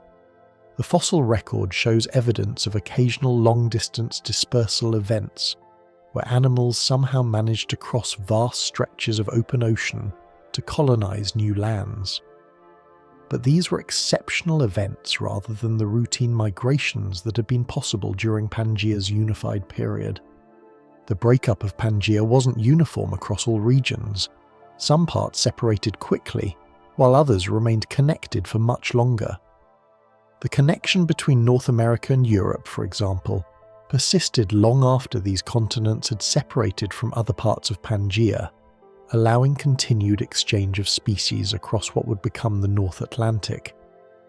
This uneven separation created a complex pattern of when and how different groups of organisms became isolated from each other. The timing of these separations helps explain why certain groups of plants and animals are found on some continents but not others, providing scientists with clues about when and how the breakup occurred. The fragmentation of Pangea was like breaking a single story into many chapters, each continent beginning its own unique evolutionary narrative. What had once been a unified biological system became a series of isolated experiments in evolution, each one exploring different possibilities for how life could develop and adapt. This continental divorce created the isolated land masses where life could evolve in different directions, eventually producing the incredible biodiversity we see today. The breakup of Pangea set the stage for the modern world, creating the geographic framework within which all subsequent evolution would occur, from the rise of flowering plants to the eventual emergence of human civilization on continents that still carry the scars and gifts of their ancient unity. But stories that vast demand evidence, So how do we know any of this is true? The proof that Pangea existed isn't just theoretical. It's written in the rocks, fossils, and magnetic signatures that span our modern oceans. When scientists first heard about continental drift, the idea seemed impossible. How could entire continents wander across the globe like icebergs in slow motion? The evidence had to be overwhelming to convince skeptics that something so massive could move. The most compelling proof comes from matching fossils found on opposite sides of vast oceans. These are creatures that could never have swum or flown such distances. Imagine finding the same species of land animal in both South America and Africa, separated by thousands of miles of deep ocean. That's exactly what paleontologists discovered when they started comparing fossils from different continents. Consider Mesosaurus, a small reptile that lived in freshwater lakes and rivers about 280 million years ago. This creature was only about 3 feet long and had webbed feet for swimming. It was perfectly adapted for life in shallow freshwater, but it couldn't survive in salt water and definitely couldn't swim across oceans.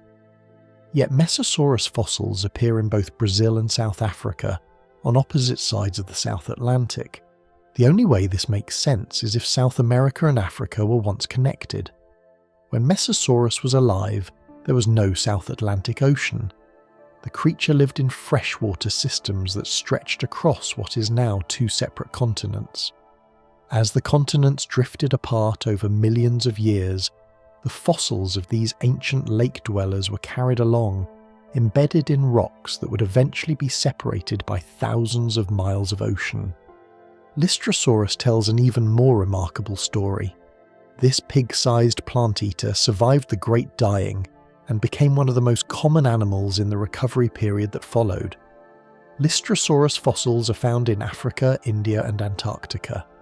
Picture trying to explain how a land animal could appear on 3 continents that are now separated by vast oceans and, in Antarctica's case, covered by ice sheets miles thick. The answer becomes clear when you realise these continents were once part of a single land mass. Lystrosaurus didn't somehow cross oceans or survive in modern Antarctica's frozen conditions.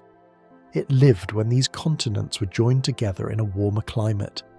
The animal simply walked across landscapes that are now divided by oceans and ice.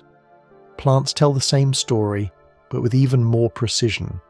The Glossopteris plant, with its distinctive tongue-shaped leaves, is found across all southern continents. This wasn't a plant that could disperse its seeds across oceans. Its seeds were large and heavy, designed to fall close to the parent plant and grow in similar soil conditions. Yet Glossopteris fossils appear in South America, Africa, India, Australia, and Antarctica. The distribution of Glossopteris reveals the outline of ancient Gondwana, the southern part of Pangea. Wherever you find these fossilized leaves, you're looking at rocks that were once part of a continuous land mass. The plant lived in vast forests that stretched across what is now the southern hemisphere, before the continents carrying its remains drifted to their current positions. But fossils are just part of the evidence. Mountain ranges tell their own story of ancient connections. The Appalachian Mountains of North America contain rocks that are nearly identical to those found in the Caledonian Mountains of Scotland and Norway. When you line up these mountain ranges on a map and close the Atlantic Ocean, they align perfectly, like pieces of a torn photograph fitting back together.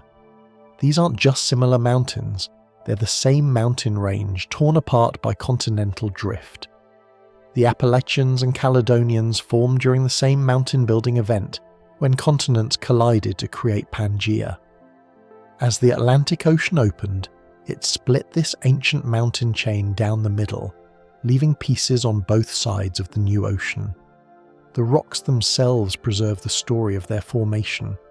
Geologists can identify specific rock layers, mineral compositions, and structural features that match across ocean basins.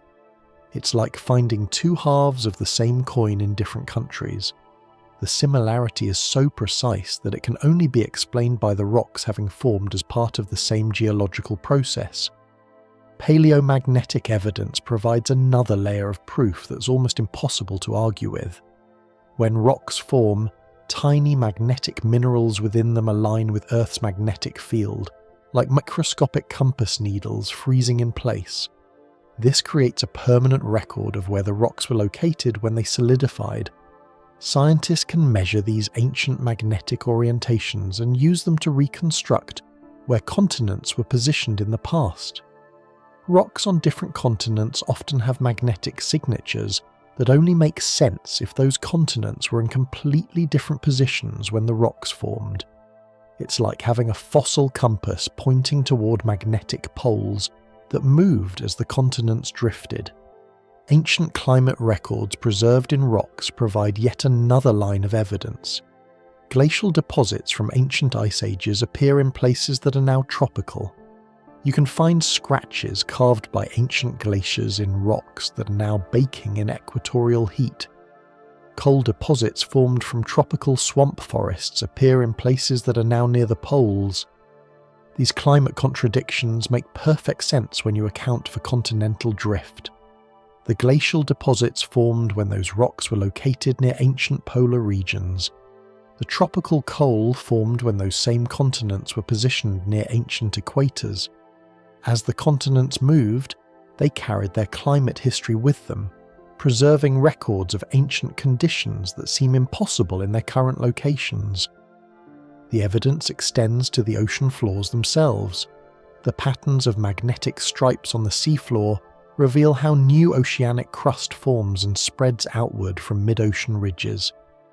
These patterns are perfectly symmetrical on both sides of the ridges, showing how the ocean floor acts like a conveyor belt, carrying continents along as it expands.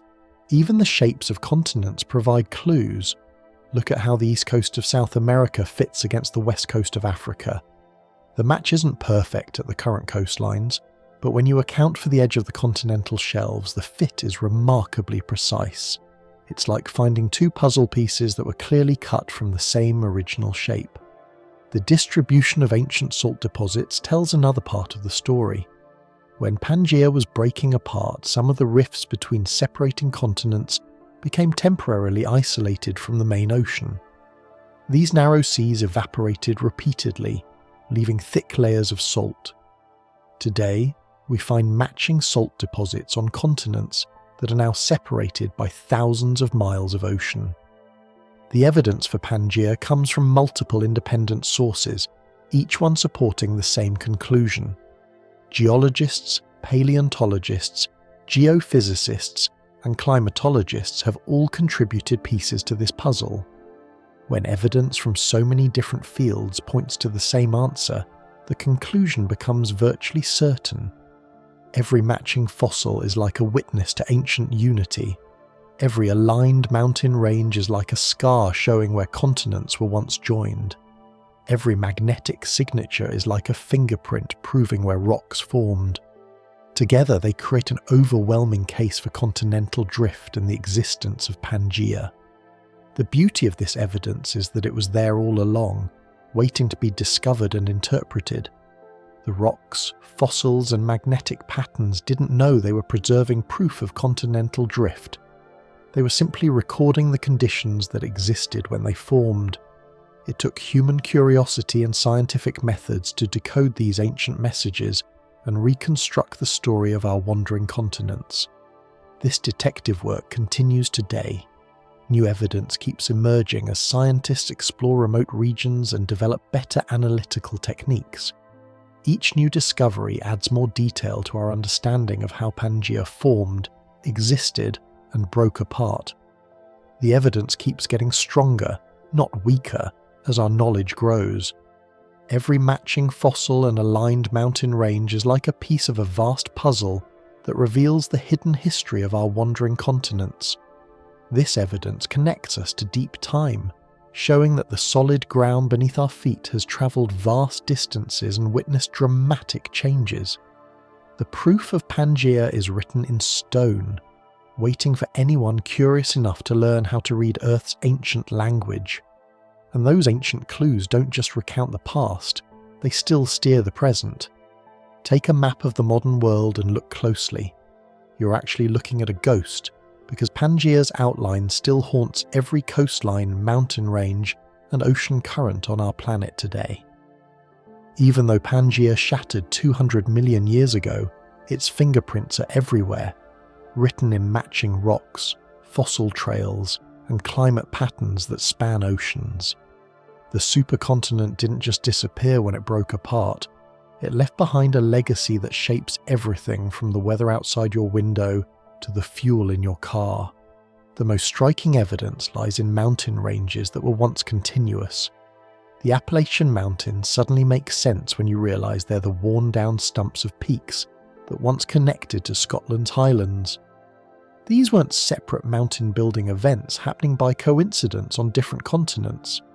They were part of a single massive range that stretched across the heart of Pangea. Picture standing on a peak in the Appalachians and knowing that the rocks beneath your feet formed alongside the mountains of Morocco and Scotland. The central Pangean range was once as high as the Himalayas, a continuous barrier that influenced weather patterns across the entire supercontinent. When the Atlantic Ocean opened, it split this ancient range down the middle, leaving fragments on both sides of the growing sea. The alignment isn't perfect anymore. Millions of years of erosion have worn down the peaks and valleys have shifted.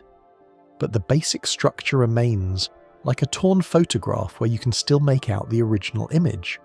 Geologists can match rock types, mineral compositions, and structural patterns across thousands of miles of ocean, reconstructing the ancient unity that time and tectonics have obscured. Fossil highways tell the same story with even more precision. Glossopteris leaves found from South America to Antarctica to India reveal the migration routes that life followed across the ancient supercontinent. This wasn't a plant that could cross oceans or survive in salt water. Its seeds were too large for wind dispersal over vast distances, yet its distinctive tongue-shaped leaves appear in rock layers of the same age across multiple continents that are now separated by thousands of miles of ocean. The plant tells us exactly how the southern continents were connected during Pangea's reign. Its distribution maps the ancient coastlines where it grew, the river systems that carried its seeds, and the climate zones where it could survive.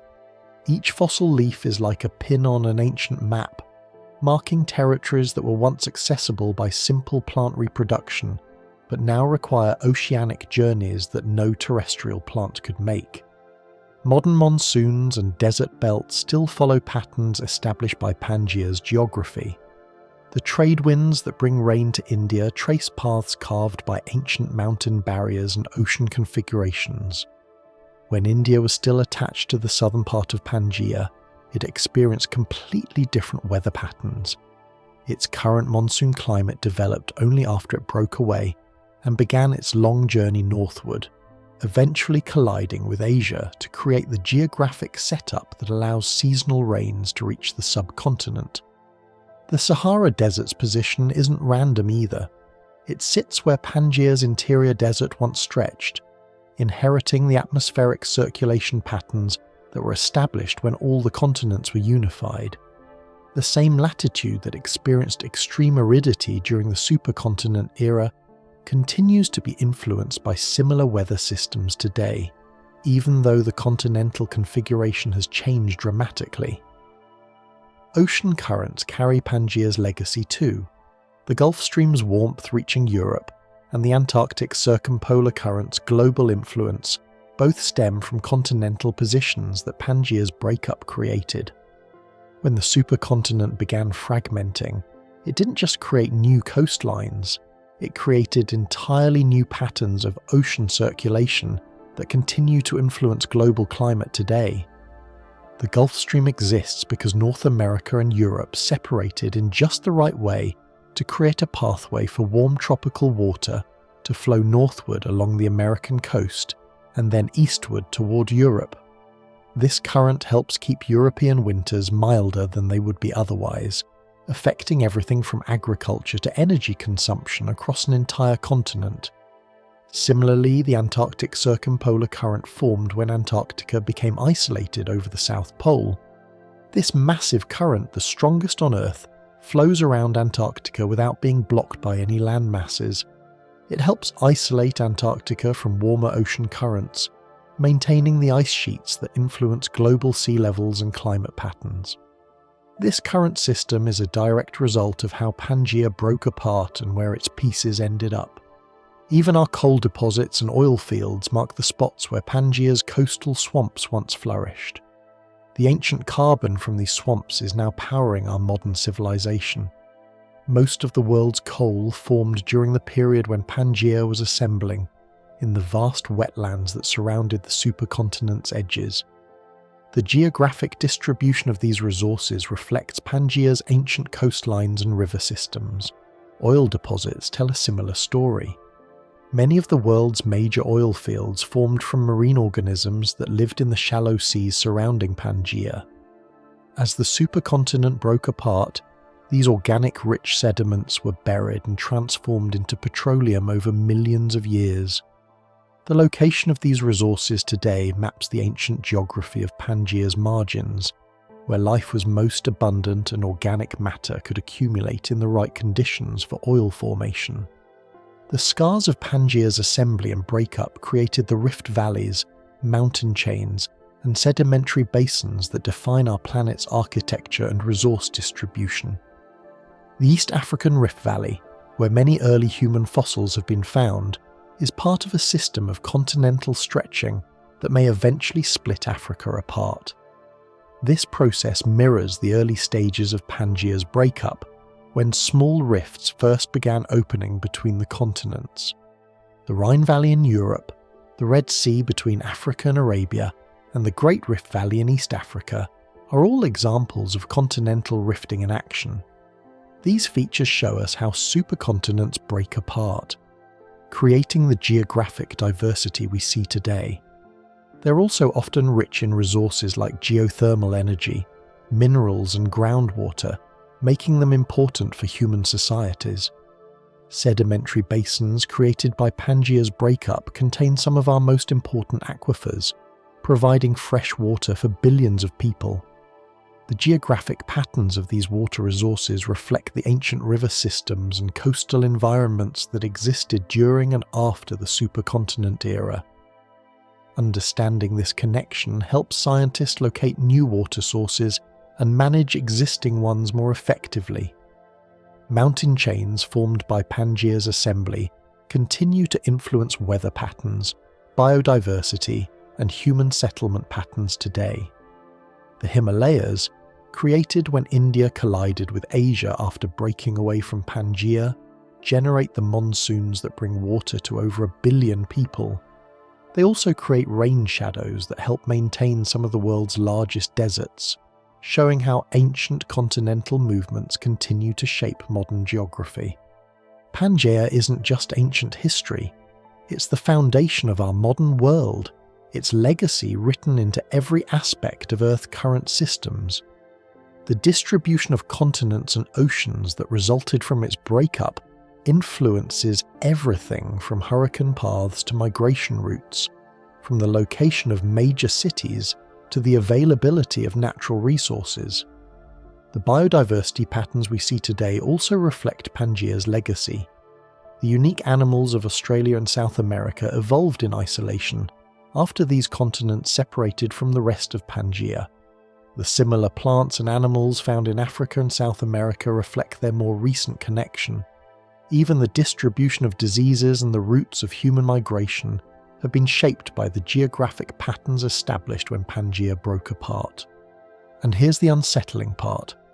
Just as Pangea assembled and broke apart, our continents are already drifting toward their next great gathering, perhaps 250 million years in the future. The Atlantic Ocean is still growing, but the Pacific is shrinking. Australia is moving northward toward Asia. These movements are imperceptibly slow by human standards, but they're part of the same cycle that created and destroyed Pangea. Future geologists may look at our current world the same way we look at Pangea today, as a temporary arrangement of continents and oceans, a brief moment in Earth's ongoing dance of assembly and dispersal. The legacy of whatever supercontinent forms next will be written in the rocks, fossils and climate patterns of an Earth we can barely imagine, just as Pangea's legacy continues to shape the world we inhabit today. Pangea reminds us that the solid ground beneath our feet is anything but permanent. Our continents are still drifting, still reshaping the world in ways we're only beginning to understand. The story of this ancient supercontinent teaches us that Earth's climate, life and geography are all connected in ways that span millions of years and thousands of miles. As we face our own climate challenges, Pangea's legacy offers both warning and hope. It shows us that life is remarkably resilient, even in the face of planetary scale changes. The same forces that created and destroyed this ancient world continue shaping our planet today.